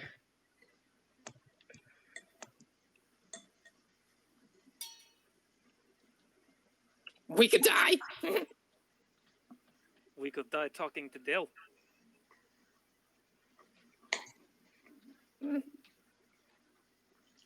Well, if we're gonna die, it sounds kind of cooler if we die trying to save the tribe, right? I'm willing to go with that one. Okay. Am I? I'm following your lead here, Bronson. Shit. You're muted. I'm muted. Griswold, you hear a message in your head. I'm using the message spell, my favorite spell. Madame Tundra says, plus, if we get Bronson's tribe safe, he's going to be less stressed out about leaving them. He'll go on more adventures with us. We can pull some more funny pranks and do some more trades with him, too. So saving the tribe sounds like a great first step. Indeed, it does. I believe Dell can be traded with and reasoned with, and I could convince him. Sweet.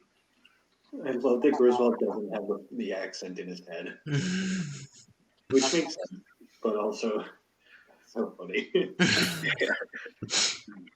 I have laid out very specific conditions in which Griswold talks in a normal voice. Shit, that's really scary. Let's head for that border, and we can continue to discuss along the trip, and then from there, it seems like a good point where we could split either way. So, If this seems to be a natural closing of the conversation, the camera pans out and just shows you kind of alone in the darkness with the campfire in the middle.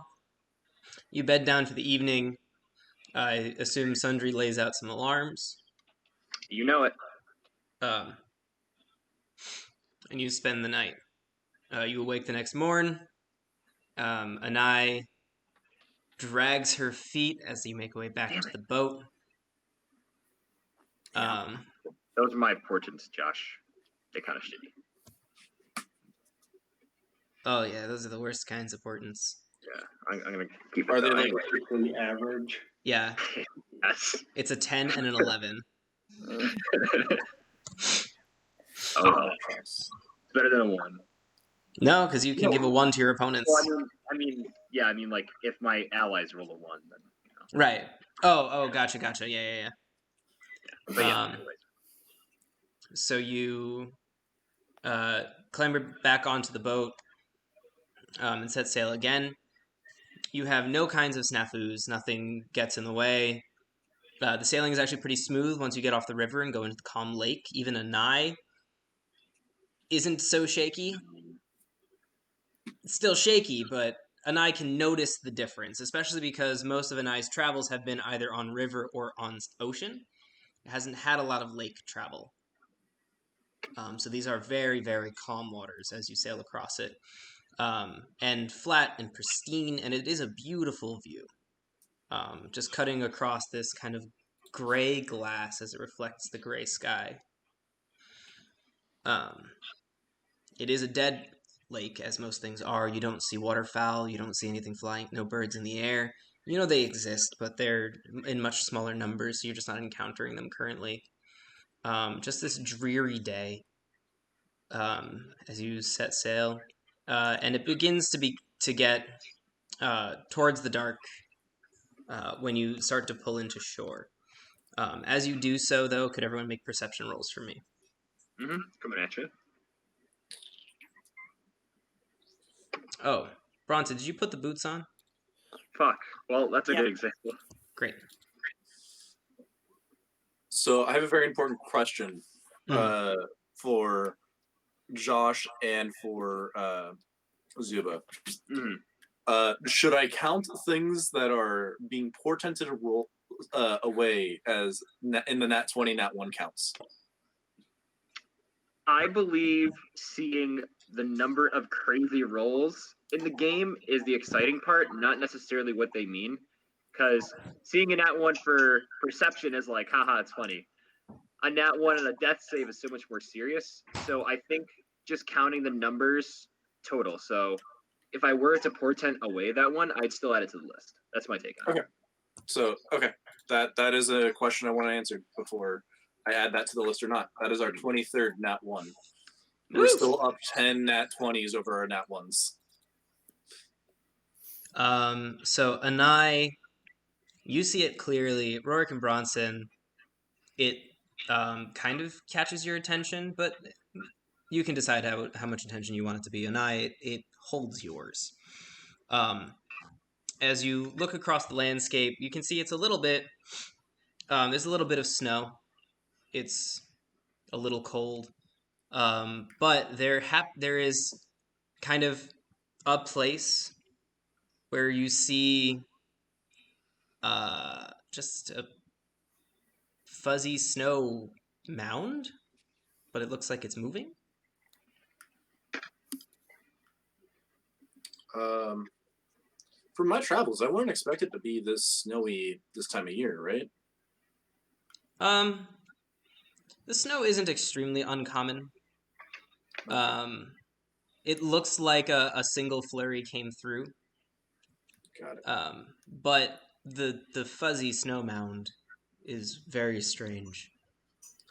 Yeah. And from the distance you're at, it's probably multiple feet high. It's probably 10 feet high. I definitely pointed out to the rest of the party. No matter how many times you point, Sundry does not see it. What? There's no flowers over there at I night. guarantee I have experienced this with children on my tours.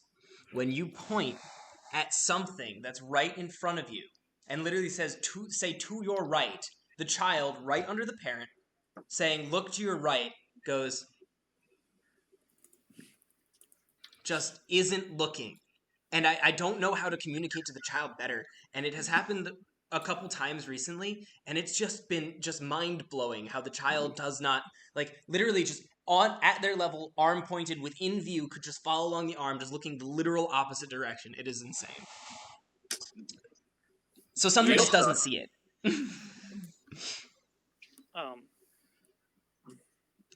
And this is towards the close of day, right? Late afternoon, yes. Okay. Does this look like northern camouflage? You can make a roll. I'm gonna roll survival.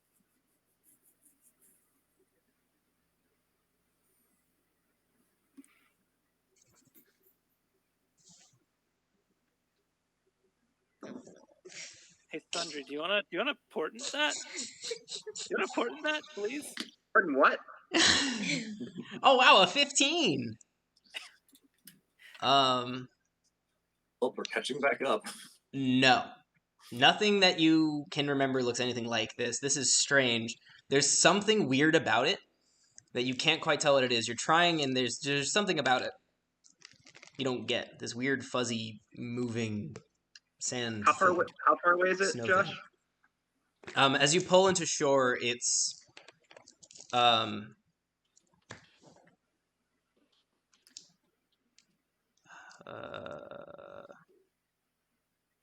trying to think, about 200 meters out. Oh, okay, so still pretty far. Okay, like 600 feet. I'd want my familiar to scout it if we were like close, but it sounds like it's still too far. Yeah. Okay, don't worry about it. From the look of it, and I'm probably gonna have to make a religion roll. Does this remind me of any of the myths of the gods of like snow or ice or cold? Sure. I will roll religion. You will get another nat 1. I will hate you if I do. That is a rude prediction, sir. Yeah, if you get to that one, I'm not saving it. Oh, nice. Oh, an actual 11. Maybe. I mean, you know the god of snow can create flurries, and has power over those flurries, so could make isolated flurries. But what your understanding of the godlings is, they don't have that kind of controlled power to leave one standing without the source of power being present. Okay.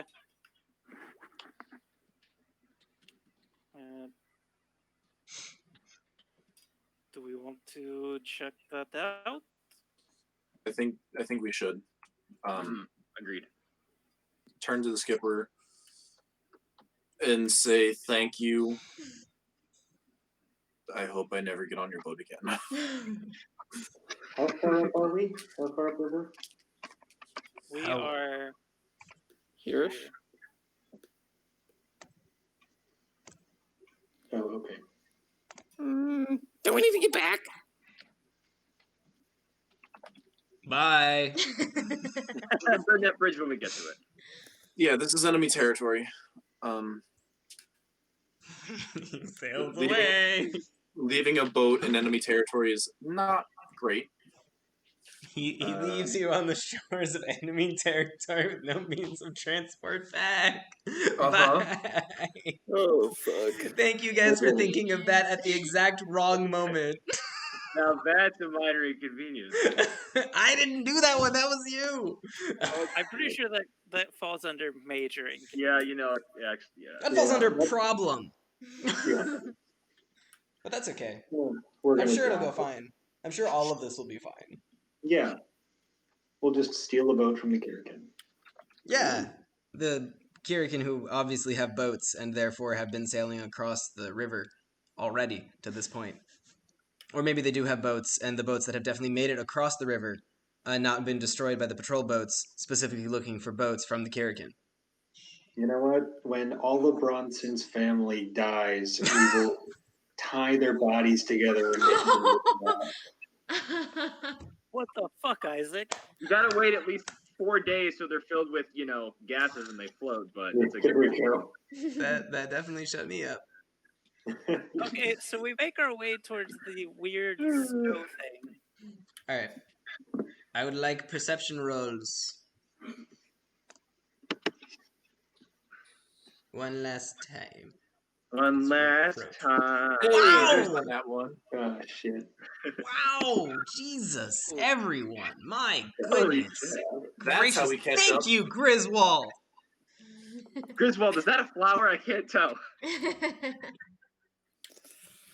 So, as all of you are walking towards this, and just having not a bit of an idea what the heck is going on here, Griswold, you notice it's not a fuzzy ball of snow, but the snow is actually traveling in a pattern. It's passing by itself in like a moving checkerboard, just kind of sliding past itself and weaving amongst itself. It looks, from what you're looking at, like these snowflakes are kind of picked up and are just traveling around these currents of energy.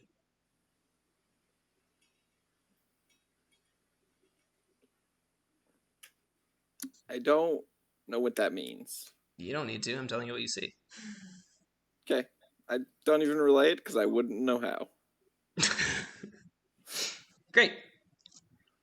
So as the rest of you approach, you are now face to face with this fuzzy, snowy hat dome that stands 10 feet tall and is 20 feet wide and just looks like a snow flurry that is just stuck where it is. Do we sense anything dangerous about this? I don't know, but there's some kind of pattern. A pattern. What do you mean? Like energy flows? I don't know. That make a lot of sense.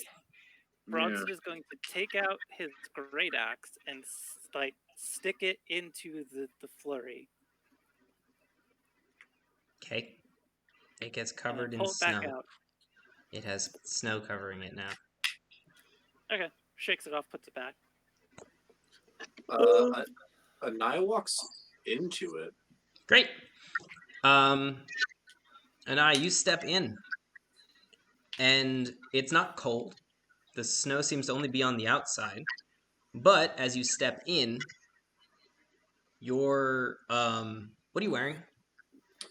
A long cloak. I've got my flail wrapped around me. I probably would have actually pulled it out, and I'm holding it at this point. But yeah, just trousers and leather boots. Your cloak begins to unstitch from the edges and just kind of float up around you. Unnerving. And it continues to spread up your arm as your cloak just unravels. And then it kind of pauses for a moment, and then it stitches back down, but differently. It fits snugger. It is more tight. It feels tailored as it refits around your arm, and then that kind of continues up as it unravels and re-ravels as it moves up your whole body. Can I roll religion to see what the fuck is going on? Sure.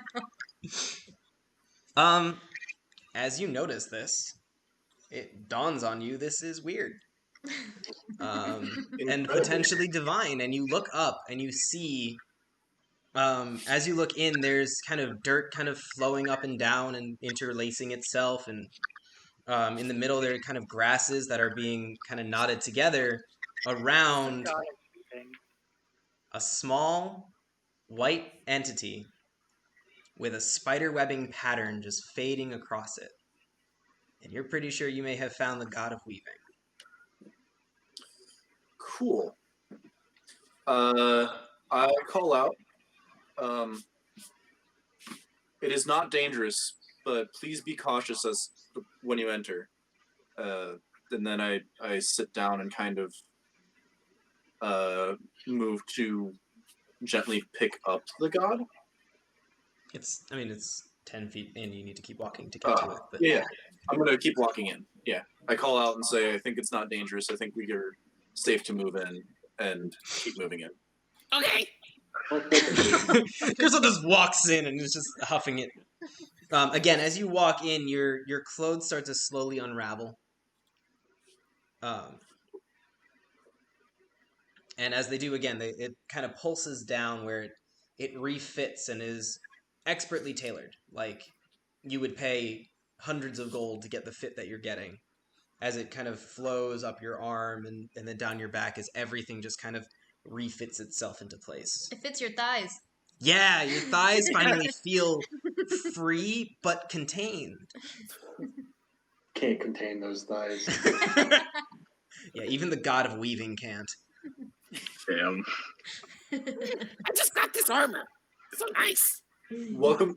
I can't wait to meet the god of thighs, and then it's just like, no, Griswold, I praise you. You bow to no one. Bronson also makes his way in. I think we all just make our way in. Yeah. But Azanai picks up the godling, small, maybe a foot and a half.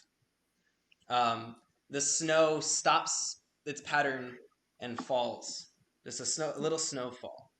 The dirt hits the ground, and the grasses begin to naturally unweave. Anai hears a message in her head. Oh crap! This one actually does something. Yeah, compared to the one that just gave us a leveling cleric. Can we say that Bronson's outfit is like half fitted and half And it's just frayed at the bottom. he was the last one to walk in. Oh shit. I'm game. But I'm pretty sure I know what Griswold was about to ask, and you turn and see that Bronson already has Hope out. Nice. Yeah, I moved the little god of weaving. Oh my gosh. I just realized the god of weaving, when you lift it up and you see its feet are just covered in ever-changing argyle socks. Nice. I need to. All right. Oh, hold on. I need to do this well. Are you gonna look up what Argyle is? Because that's what I'm doing. No. Josh, god of weaving, is that a minor god? Lesser god? Lesser. No, minor. It's an important thing for humanity, but it's not like an everything thing, so it's a minor god. Oh, Argyle has a lot. More importantly, what type are we talking? Fire, No, water, lightning? no, lesser god. Some areas Lesser that don't god. wear clothes. Lesser Nude god. beach. Yeah, yeah. As Amanda says, there are some people who don't wear clothes, like nude beaches. So, Completely true. True. lesser god. But something that never stops, even in war.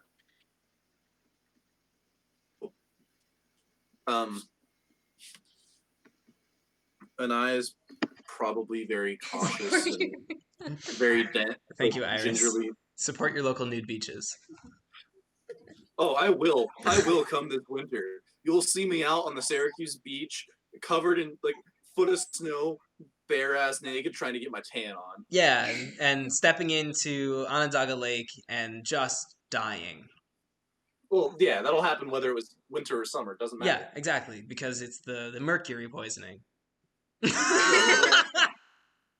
Thank you, So we Iris. have a minor god or a lesser god of weaving. Mm-hmm. Yeah. Do you say that? I'm sorry. No, I'm just pointing that out. Yeah. Pulling this back. I hold the godling, try and coax it again, and it's like, it's okay. We aren't going to hurt you. As a matter of fact, we've already found hope, and like kind of bring weaving over to Hope. To Weaving walks, or Weaving kind of rotates down and reaches you out. said it's about a foot. It's like foot tall. It's like a baby essentially, or a small cat. Yeah, I'm holding it like a cat. So I probably have it like up on my shoulder like a cat. Mm-hmm. And it turns and reaches out for Hope. Hope reaches up for it. They kind of touch hands. Touch hands. God, we're fucking nerds. And springing forth from weaving, comes like little spirals and knits an ugly Christmas sweater for Hope to wear. That's just Love two it. little silhouettes just hugging. That's the center of the Christmas sweater. Yeah. Oh, beautiful.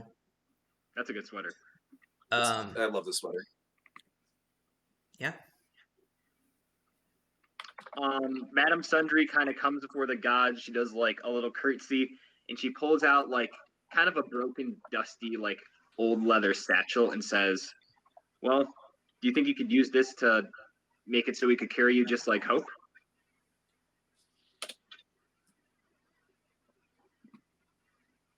It touches the leather and nothing happens. It's not weaved. I It's a shake it single a little. piece. I shake it a little bit and hand it back again. It touches the leather and nothing happens. Just gonna hold on to Sundry. this. Sundry.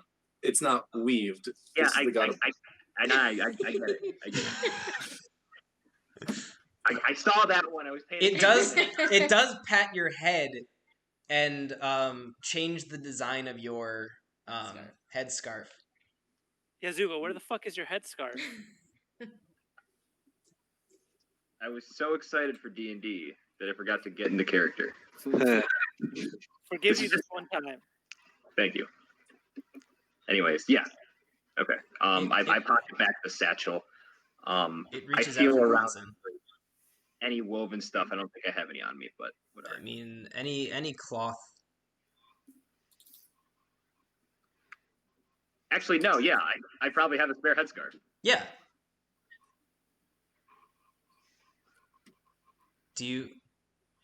What do you ask it?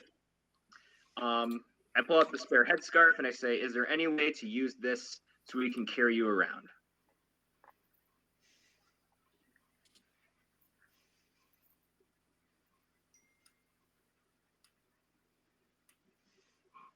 And I gesture to Hope, who's in the Bjorn. It touches it and makes it into oh my god, I have the exact image of it, and I cannot remember what it's from or how to reference it, but it's essentially it's a single unbroken piece of cloth that goes over your shoulder that makes like a little baby hammock or like a carrying bag or Like, does it sit in the front or sit in the back of you? No, it goes over your shoulder and it hangs at your waist, and the baby goes in there. Or you can have it over the other shoulder and it can be right in front. But you know what I'm talking about? Yeah. So we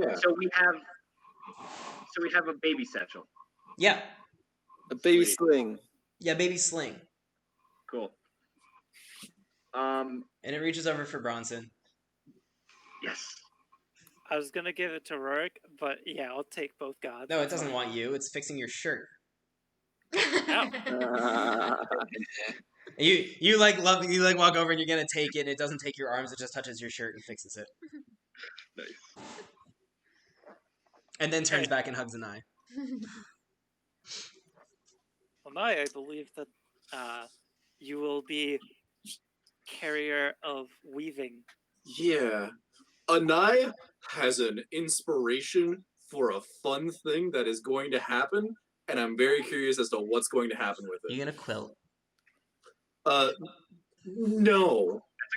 Canvas is made out of yarn. That's true. So you want some 3D pop-up books? we're gonna do some weird things that happen with canvas and the God of Weaving later, I think. Anai picks up weaving and is like holding this godling and just like her mind is ticking, not anything regarding about the situation, but everything regarding what wild art she can do with this thing with the help of weaving.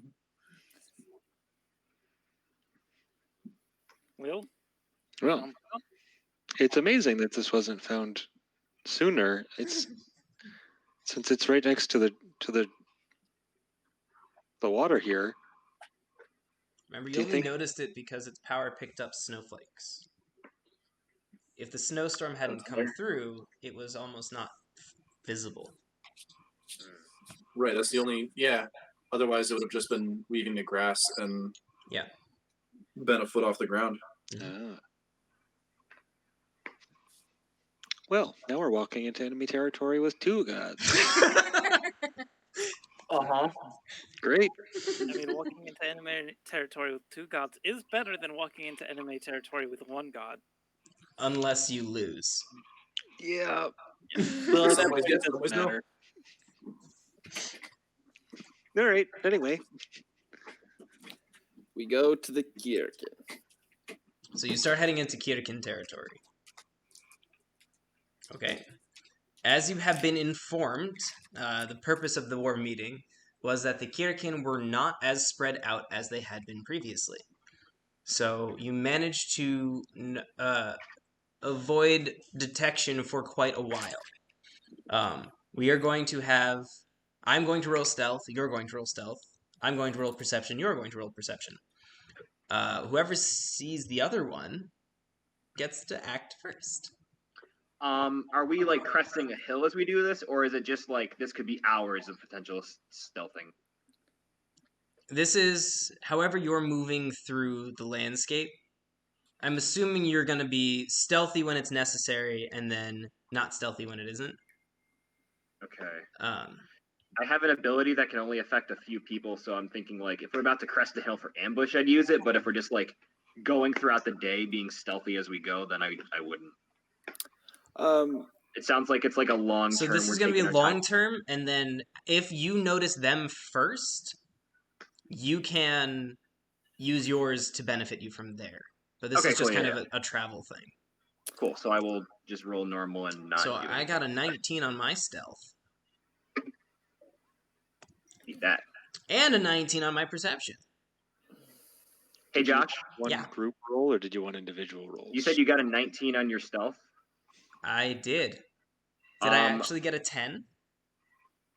You might have. I'm just trying to think of how we're gonna organize our stealth versus your stuff. Like, well, our stealth is trash right now. So. Yeah, your stealth, the highest is a 10.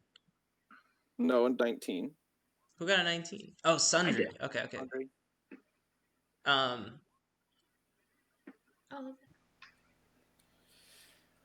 have a question. Does anyone have thaumaturgy? I do. Okay. At some point, I would have blown the Kirkin horn for you, so you know what it sounds like. So you can use it for thaumaturgy.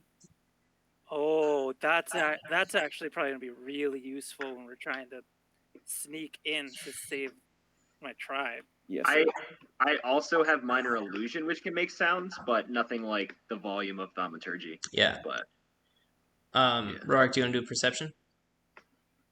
I gotta do perception as well. My bad. I just did stuff. I knew that you grabbing that horn was gonna be useful. I think. Yeah. Not great.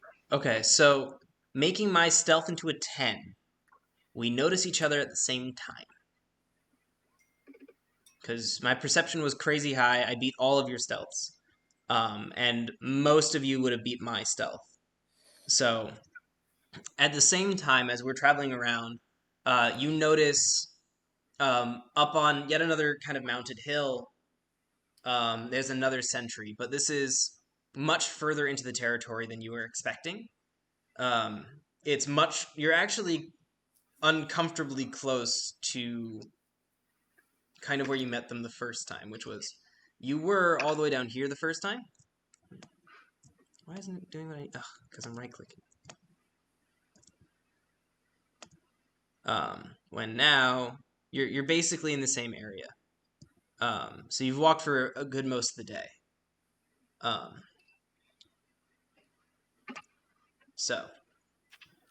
Or I guess you're a ways away from it. It doesn't matter.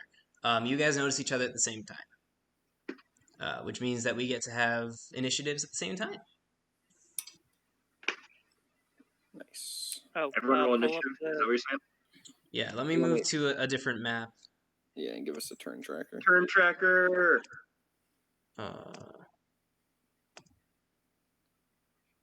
Cool. I don't need this map anymore. So we can drag everyone here. Just because it's a blank space, everyone can pull yourselves onto here. I'll open up a turn tracker.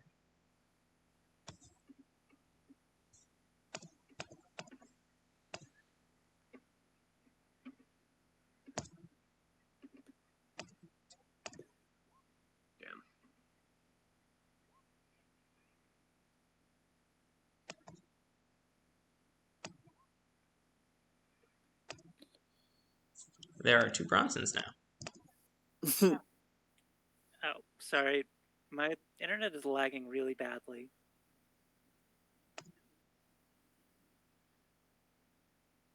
Sundry is pacing. Nervous. We have no Anai. I think AJ went to get something. Yeah. So, Bronson, have you made it into the initiative order yet? No. I have not, because I was trying to delete one of my 2 copies first. I got it. are we able to see how many of them there are? No, you just see one. Just see one? As we kind of like suss out each other, I turn to Anai and I turn to Bronson and I grab both their hands. Bronson, do you take Anai to be your peacefully protected partner?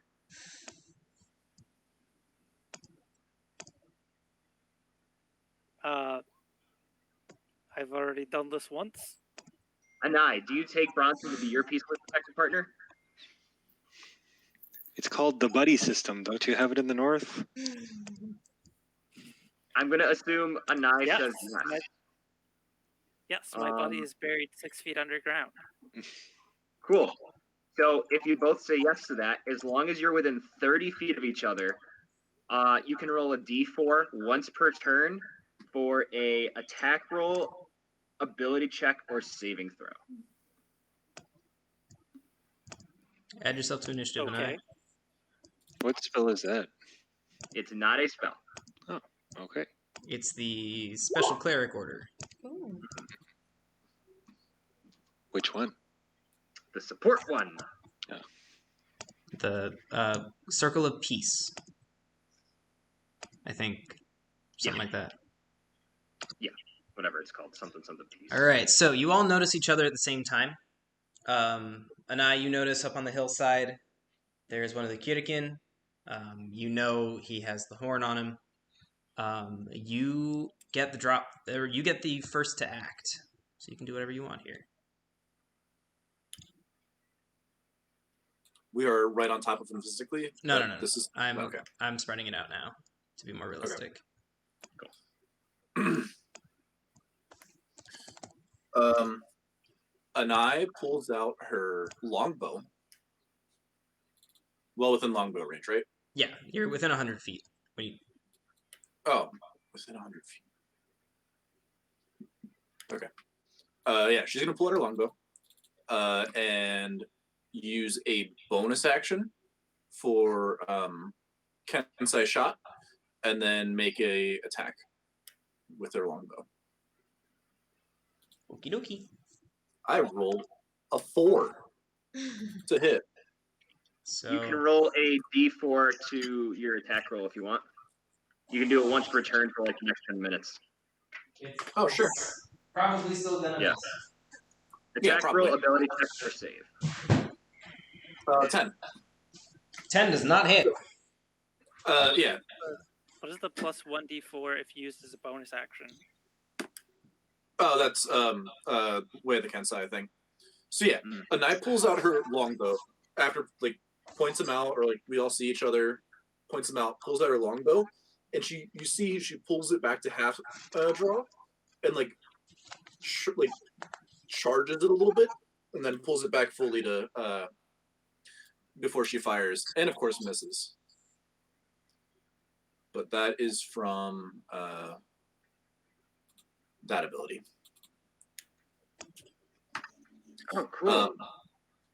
Yeah, it makes it so monks can do ranged things without being Terrible.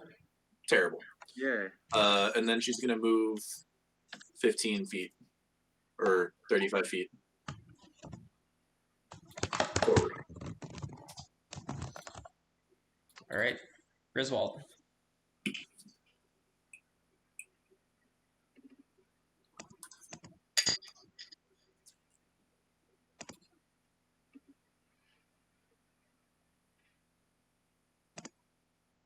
How many feet away is it? From you?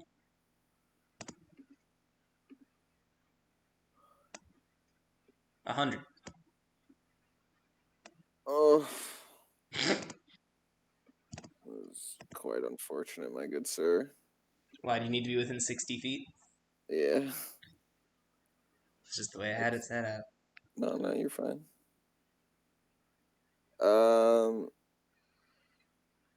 I don't see any additional enemies within like 120 feet of it. Like, are there any enemies past it or anything? You can like make that? a perception roll to see. This is just the one you noticed. Okay. And like everything went down when you noticed one person. You weren't looking for the rest, but you can spend a second here to look for more. Yeah, I'll even spend my turn. That doesn't bother me. That's fine.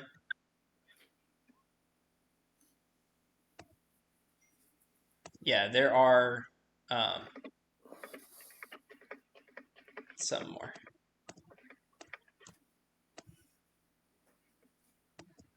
Up on the hillside. Okay. I assume I used my action, correct? This can be your bonus to look for them. Oh, okay. That's dope. fine. Then I will cast Crown of Madness on the one that I can see. Okay. DC 13 Wiz save. I fail. Cool. Let me know when it's their turn. Must use its action before moving each turn. Oh, there's nobody. There's nobody within reach, though, right? Correct. Before moving. So this would be useless. Is that correct? Is it? I don't know. Wild target, sure. Uses action before moving to make a melee attack on a creature other than itself. That's stupid. A melee attack is so specific. Yeah. It might be better as we engage with them. Yeah, so I'll just wait. Never mind. Okay. But I will move. I'll move 30 feet up, and I will. Let's see. Actually, 30. They're 90. They're 100 feet away. Yep. So 30. So I'll move 50 feet up and lay down. I love that you do that. Great. My turn. First dude you saw pulls out his horn and blows. Fuck. Yep. Well, the other dude come running down the hill.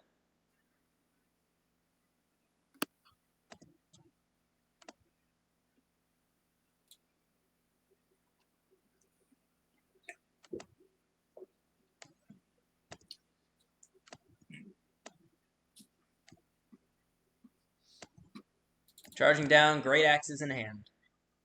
Cool. The one up on the hill blows his horn and draws his bow, but that's it for his turn. Oops. Okay. I mean, I had to use my whole turn to get to there. I don't get to attack. Yeah. Rurik.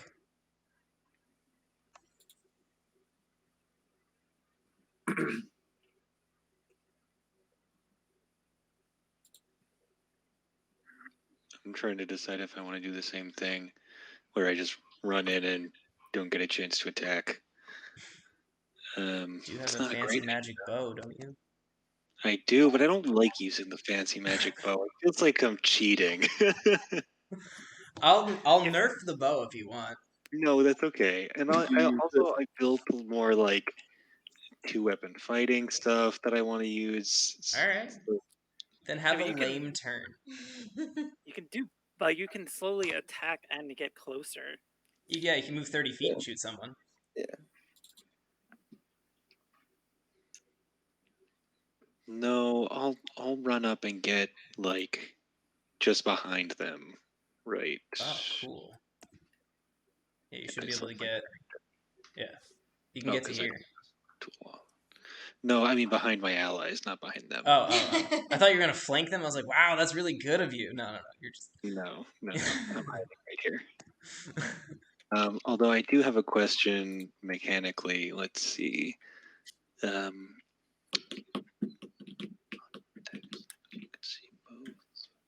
Oh, sorry, Zuba. I started combat right when it got iffy for you. Look, what's getting iffy is this situation. That horn blowing is making me nervous. All right. Okay, that's all. And I'll draw 2 short swords. I believe that's Zubat, right? Yeah, you're at Oh, Zubat. combo time! All right.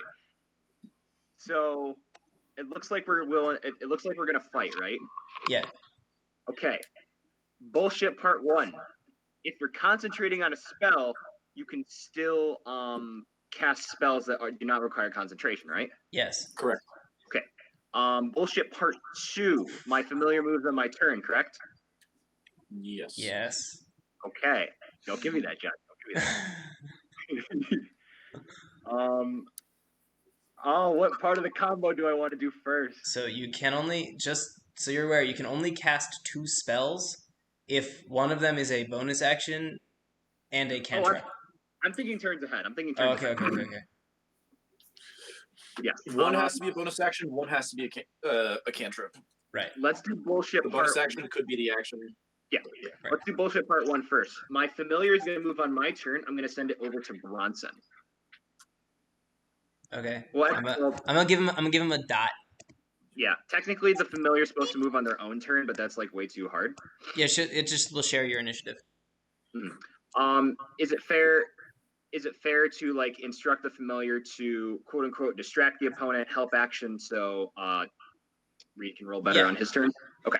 So do that. So that would be holding an action. Okay. So you have to make a specific circumstance to trigger a specific action. So if Bronson is within 5 feet, provide the help action by distracting. Yeah. That is something you can do. Okay, I word it exactly like that. Great. Cool. Then I will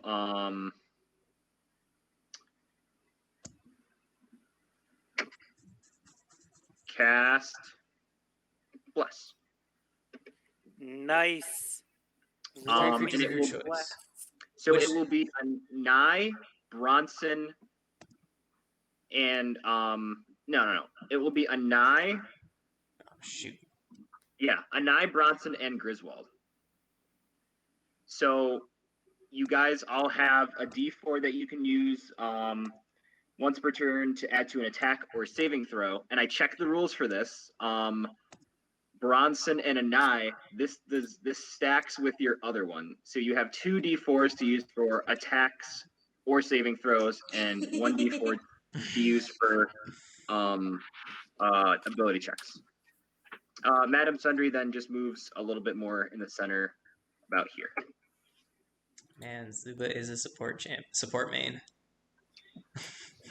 Fuck Blast Mages, I wanted to build a wizard my way. Yeah. It's dope. All right, Bronson. I'm going to move. Let me check real quick. You do not have your fast movement yet. I do not. I know I don't have my fast movement.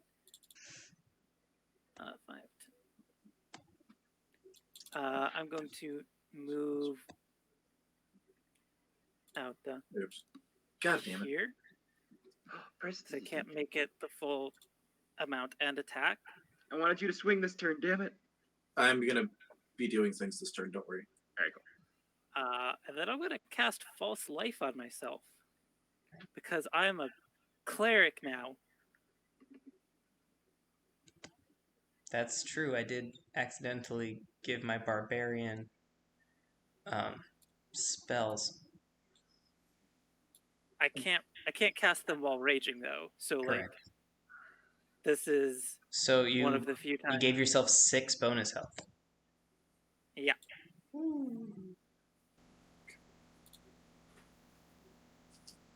And that's your turn. That's my turn. And now you're up. Okay. Anaya's gonna step between the two of these guys and Double punch. pull out her flail and strike at this one first with the flail. I just closed the book right when I needed the stats. 14 to hit on that. 14 hits. Cool. For 9 points of damage. And then she's gonna do a unarmed strike on the other one as a bonus action. Does a 23 hit? A little bit. Cool. For 5 points of damage. Roll your d4s for hitting. But I guess you already hit anyway, so. Cool. So the way this looks like is Anaya is like twirling her flail and twirls it at a great speed and just like brings it down, cracks one guy, and as she comes across, like spins around, smacks the other guy with her elbow before like finishing a rotation and coming back and like continuing to swing her flail. So like nunchucks, but you can only grab one side. That's cool. Yeah. Griswold. They're looking healthy, yeah. Extraordinarily healthier than any of you. Awesome. I think I haven't checked Bronson's health recently.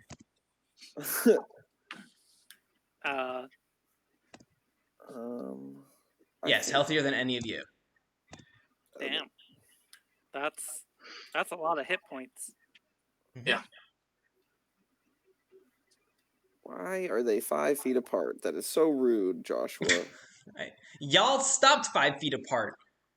I just ran up to in front of each of you. Well, shit.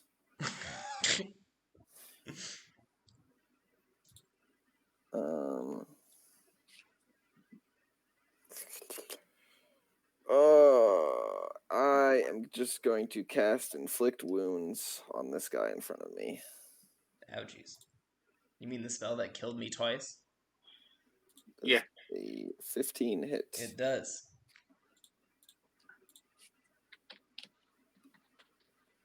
$15 necrotic. All right. Good sir. Jeez. That's a lot of damage. That's why I died for it twice. Anything else with your turn?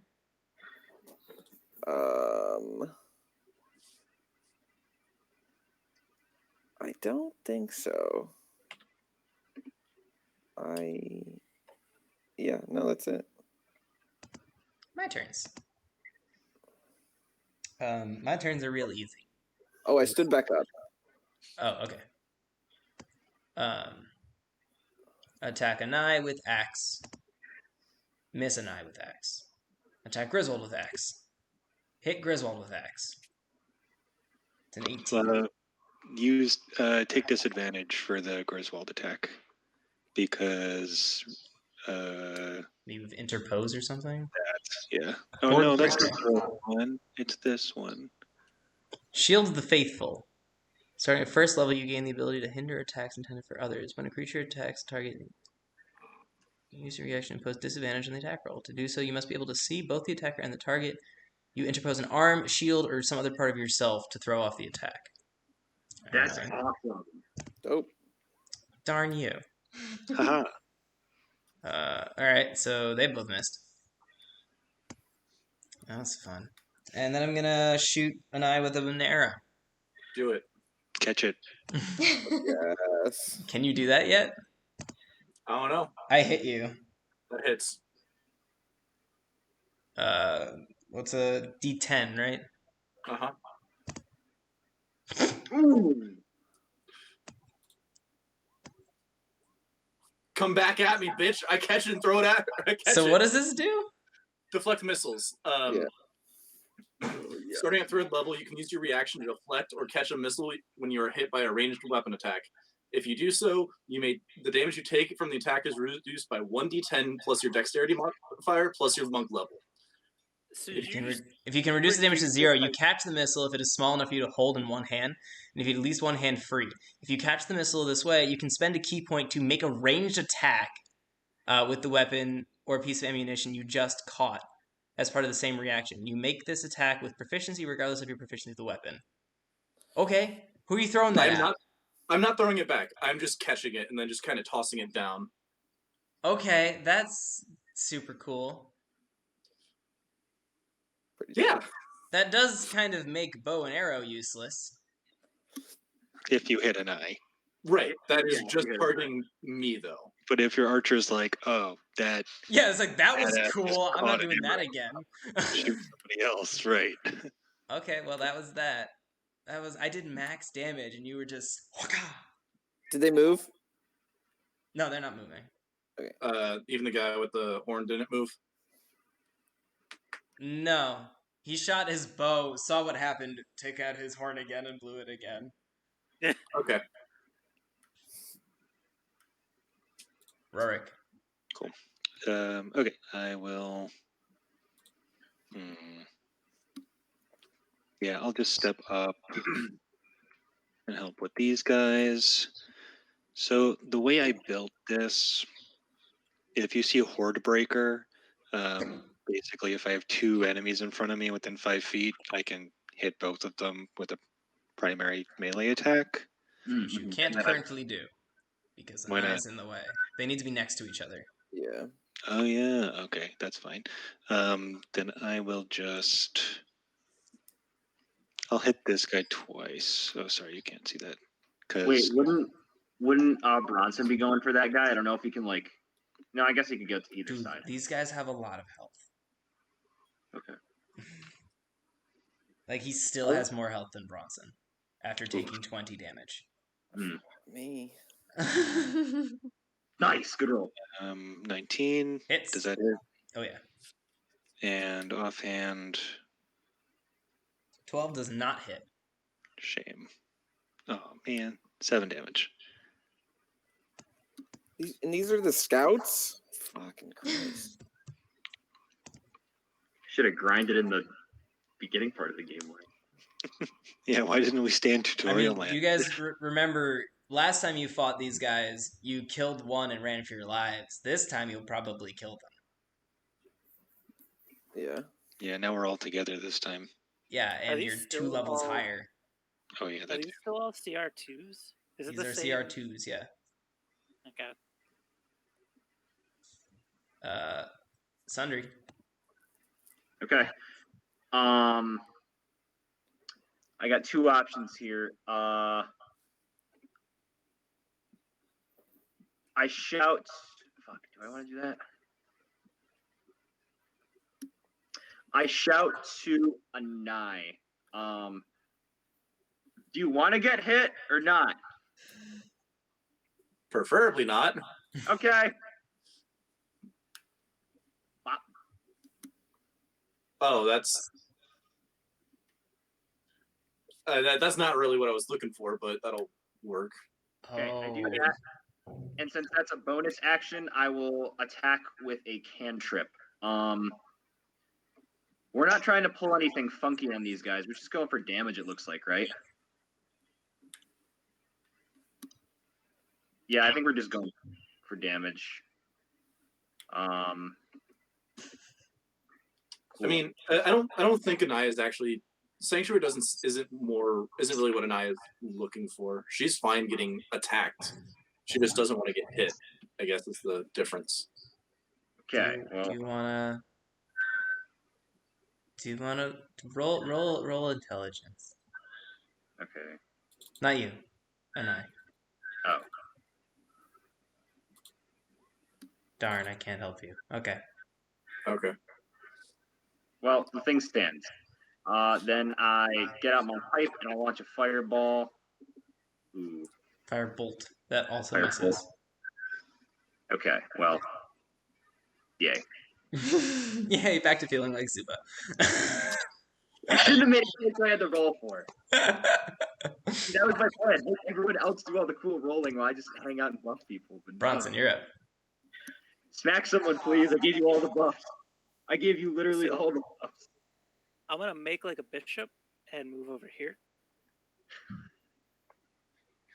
Just to make sure that guy's covered and keep Sundry from getting hit. Appreciate. My familiar gives you advantage because you move in. That's what it does. I think so. I've been thinking about it, and I think that for group combat with the sword, the best option is shield and single-handed to make myself even tankier.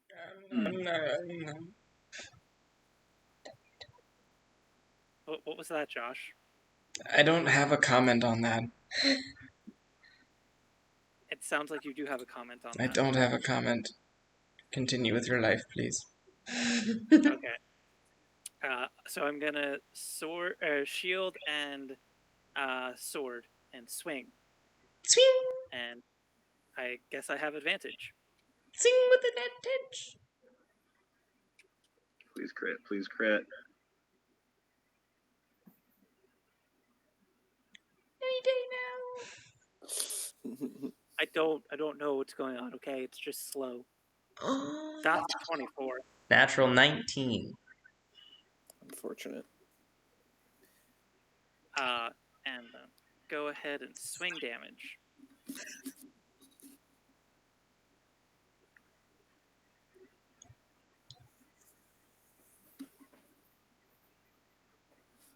Oh, and I'm raging. You do 7 damage. With 2d6 plus 4, you dealt 7. Really fucking sad. Fuck. Anai! Okay. Anai is going to break and spend most of her movement getting around to back behind this guy. Cool. Since she is currently warded. Yeah, I'm going to try to make my attacks opportunity against you. Yeah. And that is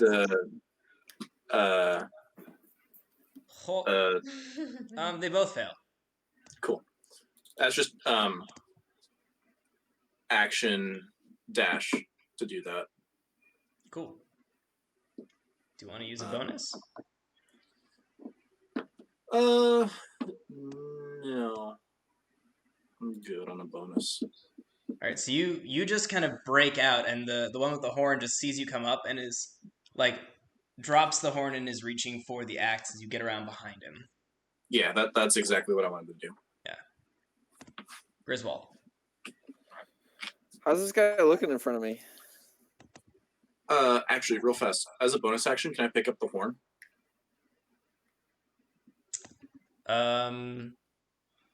No, but I'll let you make a dex save to catch it as it falls, as you're running up.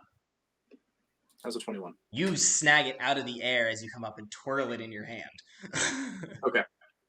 Cool. How's he looking? It looks like he's missing about a third of his health. So he's fine. He's fine, yeah. He's hurt. He's angry, but he's fine. That is unfortunate.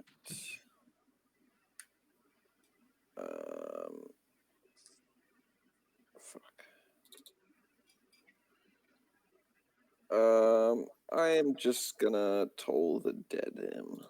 Which just means you hurt him if he's already been hurt, right? Yes.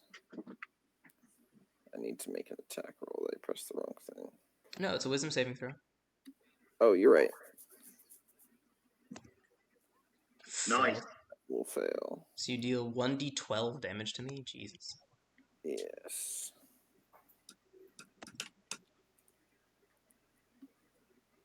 Eight damage. Yeah.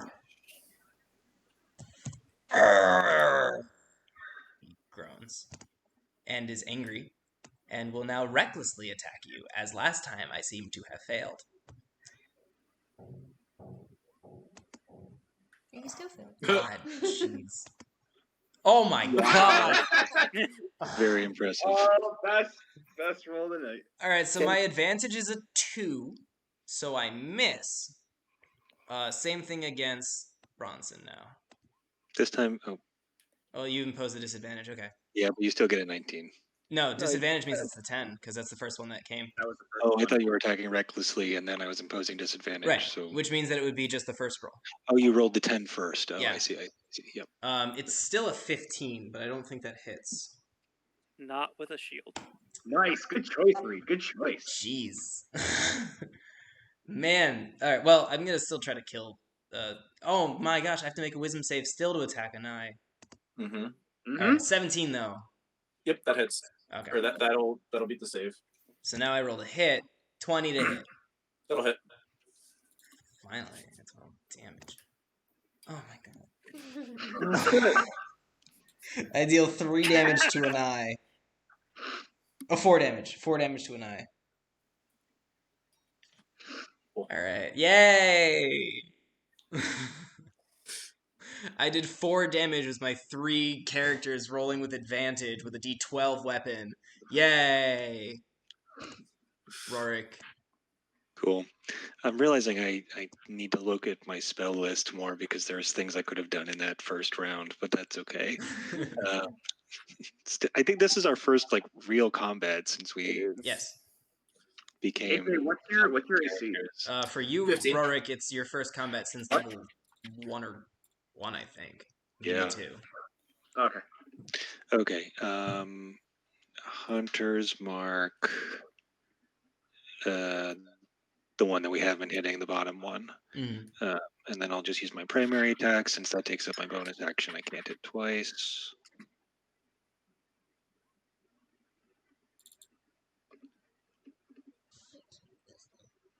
Miss. You do have advantage, but it still misses. Yeah. And Do you have a don't... D4? No. I don't think Sentry gave me anything now. Hold on. I need to No, give you... Rorik's the only one without it. Sorry. That's okay. You guys have your love hearts. Right? Is it... No, it was Bronson and Griswold. That's right. Not Griswold. No, it was Bronson. No, it was... It was Bronson. Anai and Bronson have the loving piece, and then the other, they have blood. I'm giving them the love hearts so we remember, because we have these things. Isaac, what's your AC?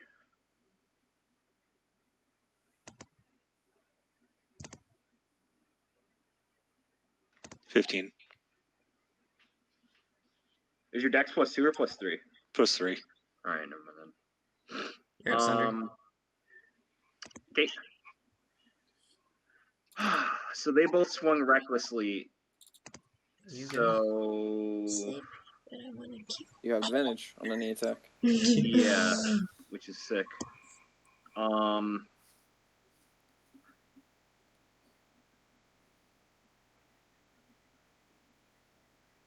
that far guy is within range of a firebolt. They're still looking pretty healthy. I mean, sorry. I'm getting I'm going to cast Sanctuary again. Can you sit near the bathroom as a so I bonus can action, hear? this time on Mr. Griswold. I'm gonna start showering. Actually, well, then they'd all hear the shower. No, on... Is this the loudest it can be? This is the loudest it can be. Yeah. You can bring your laptop and play it in the bathroom and listen. I'm going to do it on Bronson. Do not cast Sanctuary on Bronson. Okay, I do it on Griswold. I cast Sanctuary on Griswold as a bonus action, and then with advantage, I will make an attack roll on... You should cast it on Rourke, honestly, because he was after them. Okay, yeah, I'll cast it on Rourke. Okay. I'll do Sanctuary on Rourke, and then Firebolt with advantage. There we go. On this guy in front of Griswold. I'm guessing a 20 hits. Oh yeah. Yes, it does.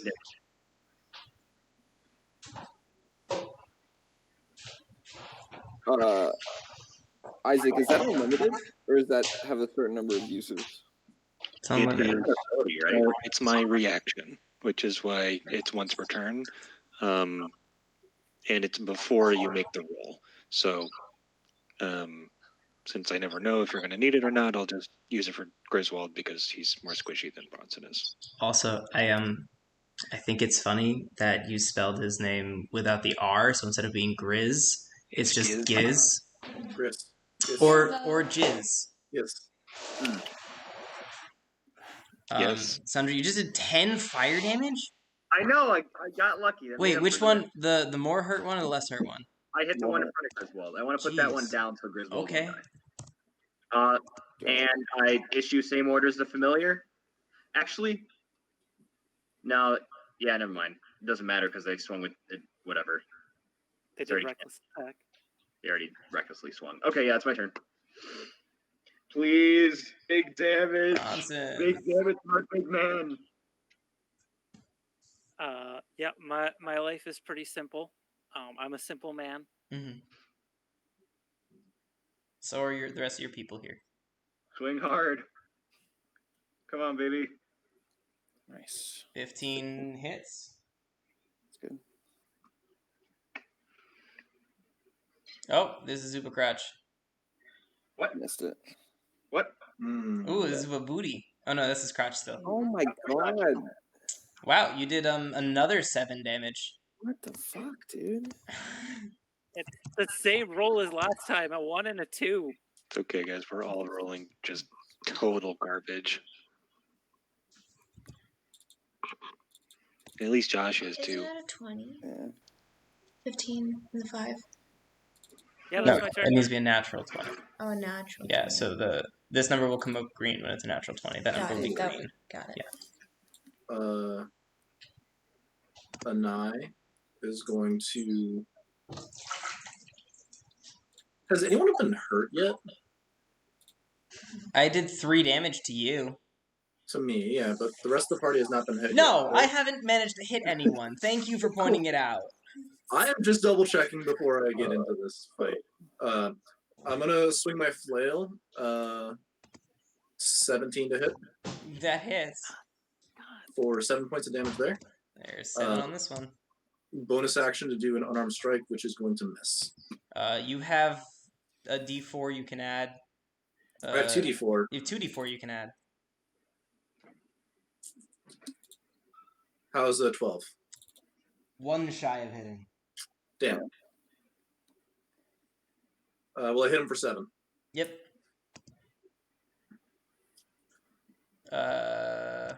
Cool. Griswold. How's this guy looking in front of me?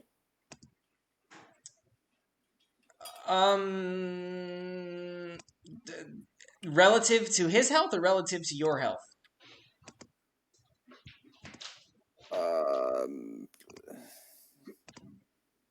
He's a big guy. He's looking really beat up, but you think he could probably still take about as much of a punishing as you can. Okay. Then I will toll his ass again.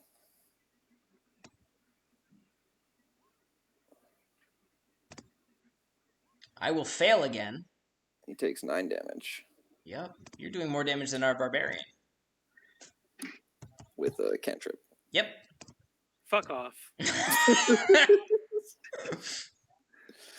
okay, we're almost level 5, which means that spellcasters become way OP. Yes? But not level 5 in the spellcaster class. Okay, gotcha. I'm going to attack everybody recklessly again. Griswold with disadvantage. Or regular. Yeah, so whatever. just an attack on Griswold. Great! Advantage attack on Bronson. There we go. And then advantage on... Yeah, that's it. Okay. Yeah. Dope. So, D12 on Bronson. Yeah, there's damage. That's 12 damage, So I take 6. and then 6 damage on an eye. I am now back to starting health. That's my turn. Rorik. Cool. Just gonna keep hitting the one that Griswold and I have been hitting. That's Hits. I'm They what? all have advantage. You have advantage because they're recklessly attacking. Right. Cool. Mhm. Okay. So I That go for hit.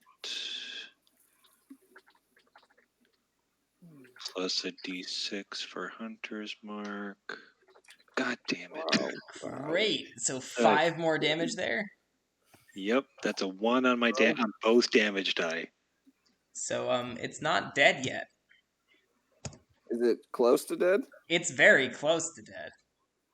In fact, it could probably have died if you had rolled any better. Got it. Don't tell me that. If I see this, Griswold will yell to Sundry. He's mine! He's mine!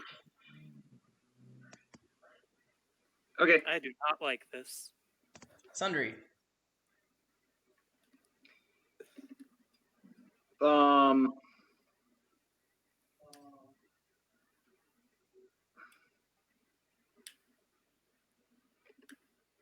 going to. We're pretty set up.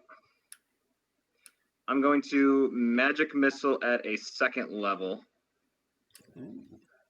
Who are you dealing the damage to? The one in front of Anai. Nice. Solid choice. So you got what, 4d4? Yeah, 44 plus 4, right? Yep. Well, it's not That's good. You have it in secret rolling, so they don't see it. bad. Oh, my bad. So that's 14 more damage. Up to 21 on him, I Yep. think. Yep. It's pretty good for magic missile. Yeah. That's... Yeah. So that was at 2nd level, Josh. For you, I have 2 1st level spell slots, 2 2nd level spell slots. I'm going to have my familiar aid people in swinging with advantage, and I'm going to firebolt when I'm out of spell slots. Sounds good. But I'm probably gonna move. Enjoy your evening. Yeah, good luck. Have fun. Godspeed. Yeah. Use I protection. hope all the buffs paid off. Oh yeah. Slay the enemies. All right. Thanks, gang. Bronson. We'll be in touch. Yep. Bye. Let's see if I can do more than almost minimum damage. Yeah. Hopefully. You hit. With the second nat 1 on your second die, by the way. Ooh, that's more than minimum. Right. More than minimum. 11 damage. Yeah. An eye. There's my turn. So have there been horns in the distance that responded? You can make a perception roll. Okay. You have not Okay. heard them. Cool. Just wanted to double check. We're gonna whack this motherfucker with a flail. Nice. That's a nat 1. Ooh. You have advantage. You do. Oh, right, I have advantage. Because of, Reckless that's attack. 15. 16 hits. Cool. That's 4 points of damage on that. I'm going to go ahead and flurry here and do another 2 attacks. All right. So I'll shift that to advantage. Doot. Those both hit. Cool. For another 11. So the way this looks, Anai like twirls her mace or twirls her flail and just brings it around and first bashes him in the nose, brings the flail around to like kind of hit him with it, but like wraps it around her wrist so it like shortens the arc, hits him right in the face with the flail, comes Cool. back, and she just elbows him as it comes back with her other arm. Griswold. I'm going to life tap this dude. Nat 20. Oh God. That's a nat 20. Oh fucking Christ. You kill him. Okay. What you guys see is, holy shit. Griswold kills this guy. And it looks like his size, he just gained like double the muscle that he had before. So his quads are actual tree trunks now.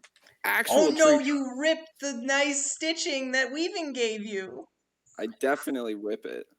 Reed, make a religion check.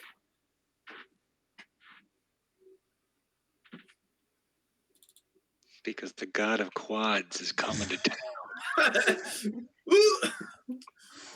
Reed, as a follower of Passage, you see that part of this man's soul is literally absorbed by Griswold. Oh boy.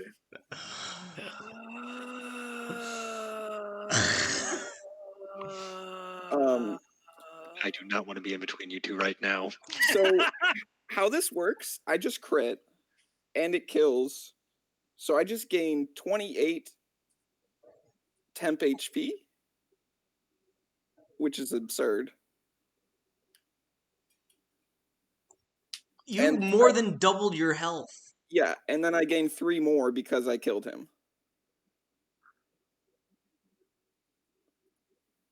That's just gain hit points. That isn't even temporary. You just gain hit It points. is temporary, though, because I have excess.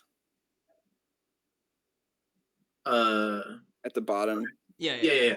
So typically in 5e, you get one source of temporary hit points, so you just get the life tap hit points, not the soul harvest. Okay, that's fine.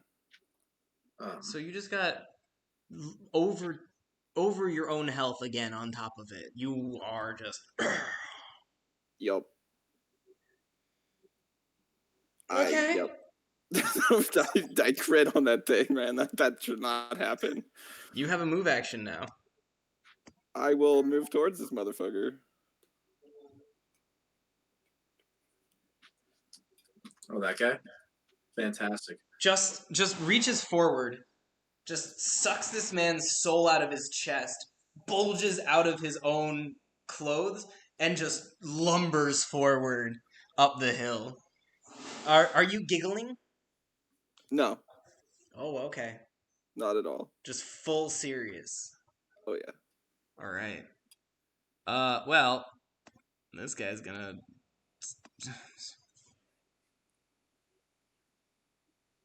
I guess still try to kill Bronson.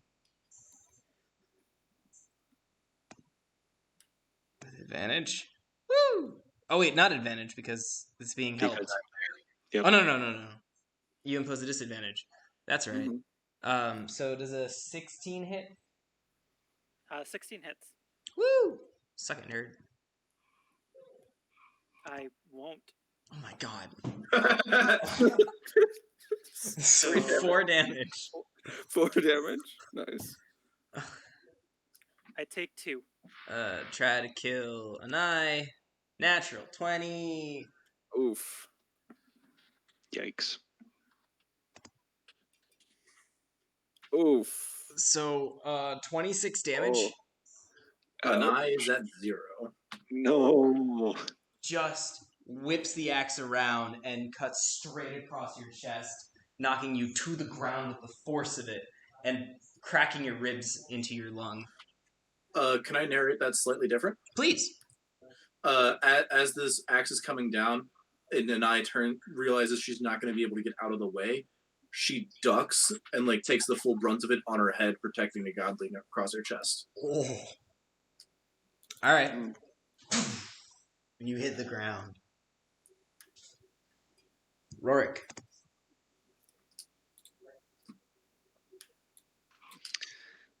Do I help Anai or do I fight the thing?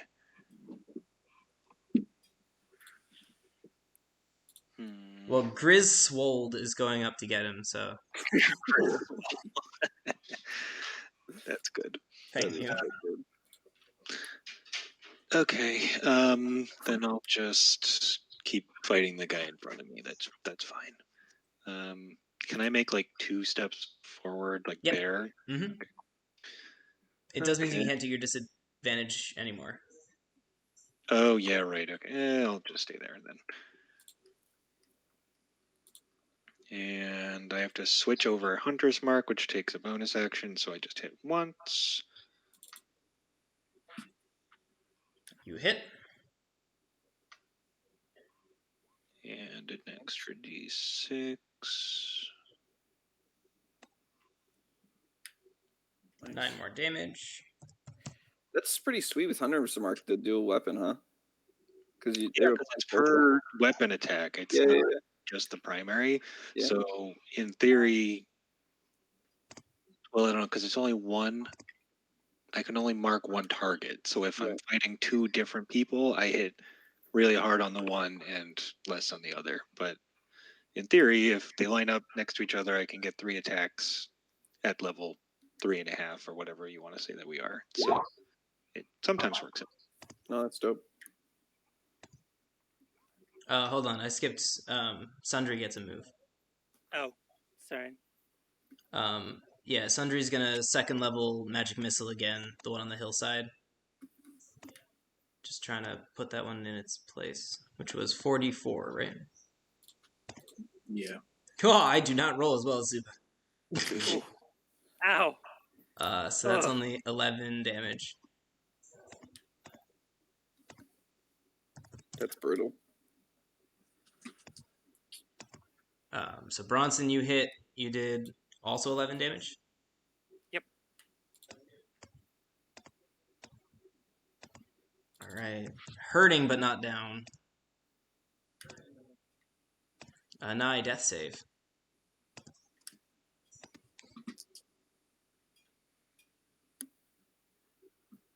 Death save? Yeah.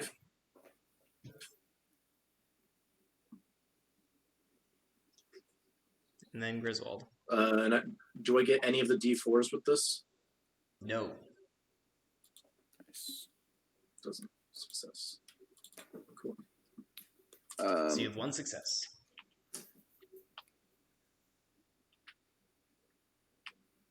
It doesn't really matter where I move. I'll move right there. And then I will... I'm going to inflict wounds on this guy. So you have advantage on your 2 hit. Yes, sir. Natural 20. Oh my. And I'm going to do it at second level. I was going to do it anyway. That's fine. I believe you.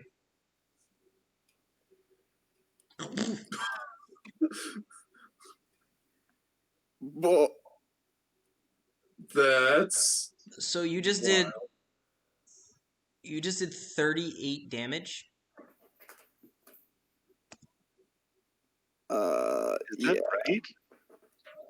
Yeah. Yeah. Because that's 76 or 70 10 or 80 10. God. You kill him. Really? Yeah, he had 20 health left. Oh fuck.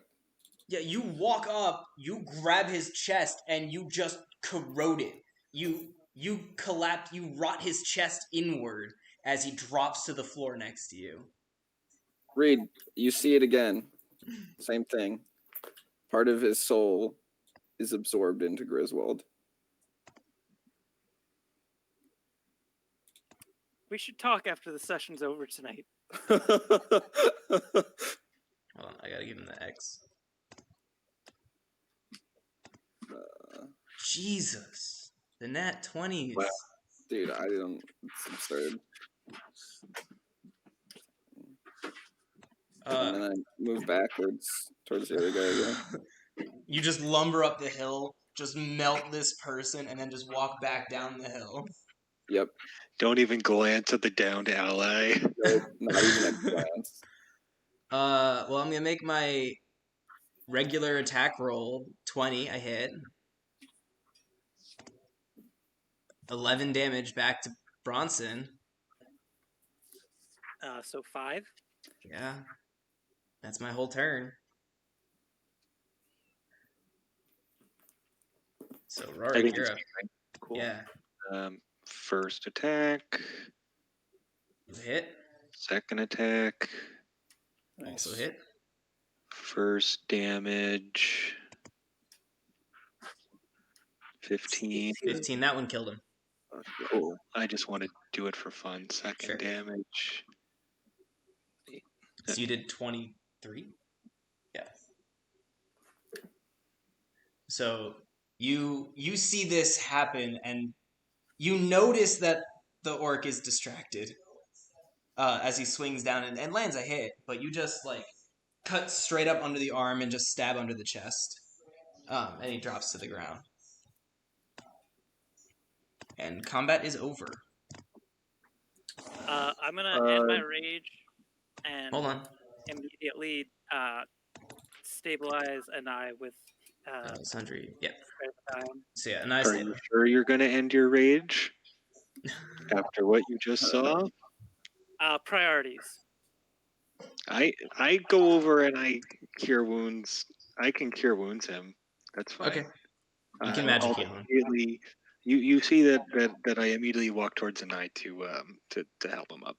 But I do it better when people are near death. Oh, okay. And it's my turn. God. Yeah. Sure. I just wanted to give you the opportunity to try to kill Griswold if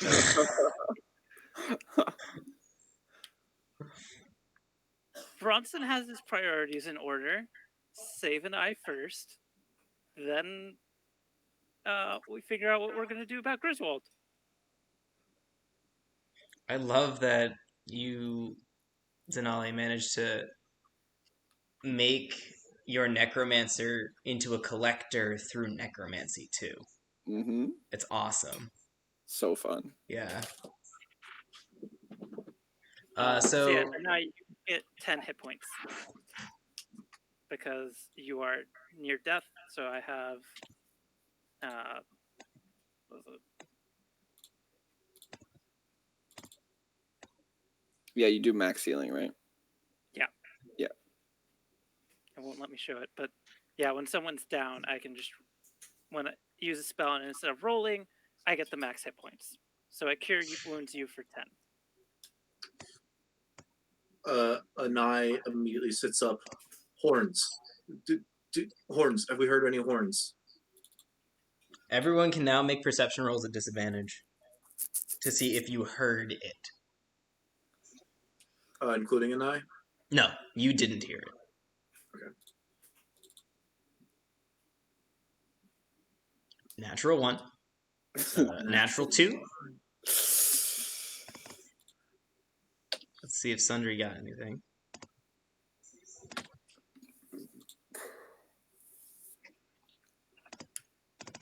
Sundry got a 7 and a 6. Look at that! No one heard horns. 5, 6, 7, 8. But still, we should get also, going. even without disadvantage, you didn't hear it because you all rolled badly in your first rolls. Anai does go ahead and loot this guy if he has anything else of note.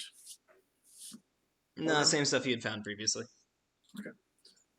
But she takes the horn and she gets up and is like, we have to move now. As quickly as possible. And then just starts trucking off. Anai, can you make a perception roll real fast? Normal? Yeah. That's a crit. Oh, well, that's not a good time for a crit. Mm-hmm. I just wanted you to notice the completely decayed necrotic chest in front of you. You also, I guess, noticed the look on Griswold's face and Bronson's face and know something happened. Something bad. Yeah. Well, can't talk about it now. Correct. So y'all can run off into the distance as we can close the session here. Sounds good. Oh, Anaya is going to do a thing as she moves. By the way, Is that a thing for me or everybody? Just myself mainly. Oh, okay. Are you taking a mental picture so you can draw this? No. I'm regaining 11 hit points. Oh, that's nice. Across 2 bonus actions. Oh, good rolls. Yeah. All right. Well, that's the end of our session. Thank you all for joining. I hope y'all come back next time to see what happens next. Is Bronson going to kill Griswold? Tune in next time to find out. But so long, y'all. Ending my stream. Radical, bye. Ending my recording.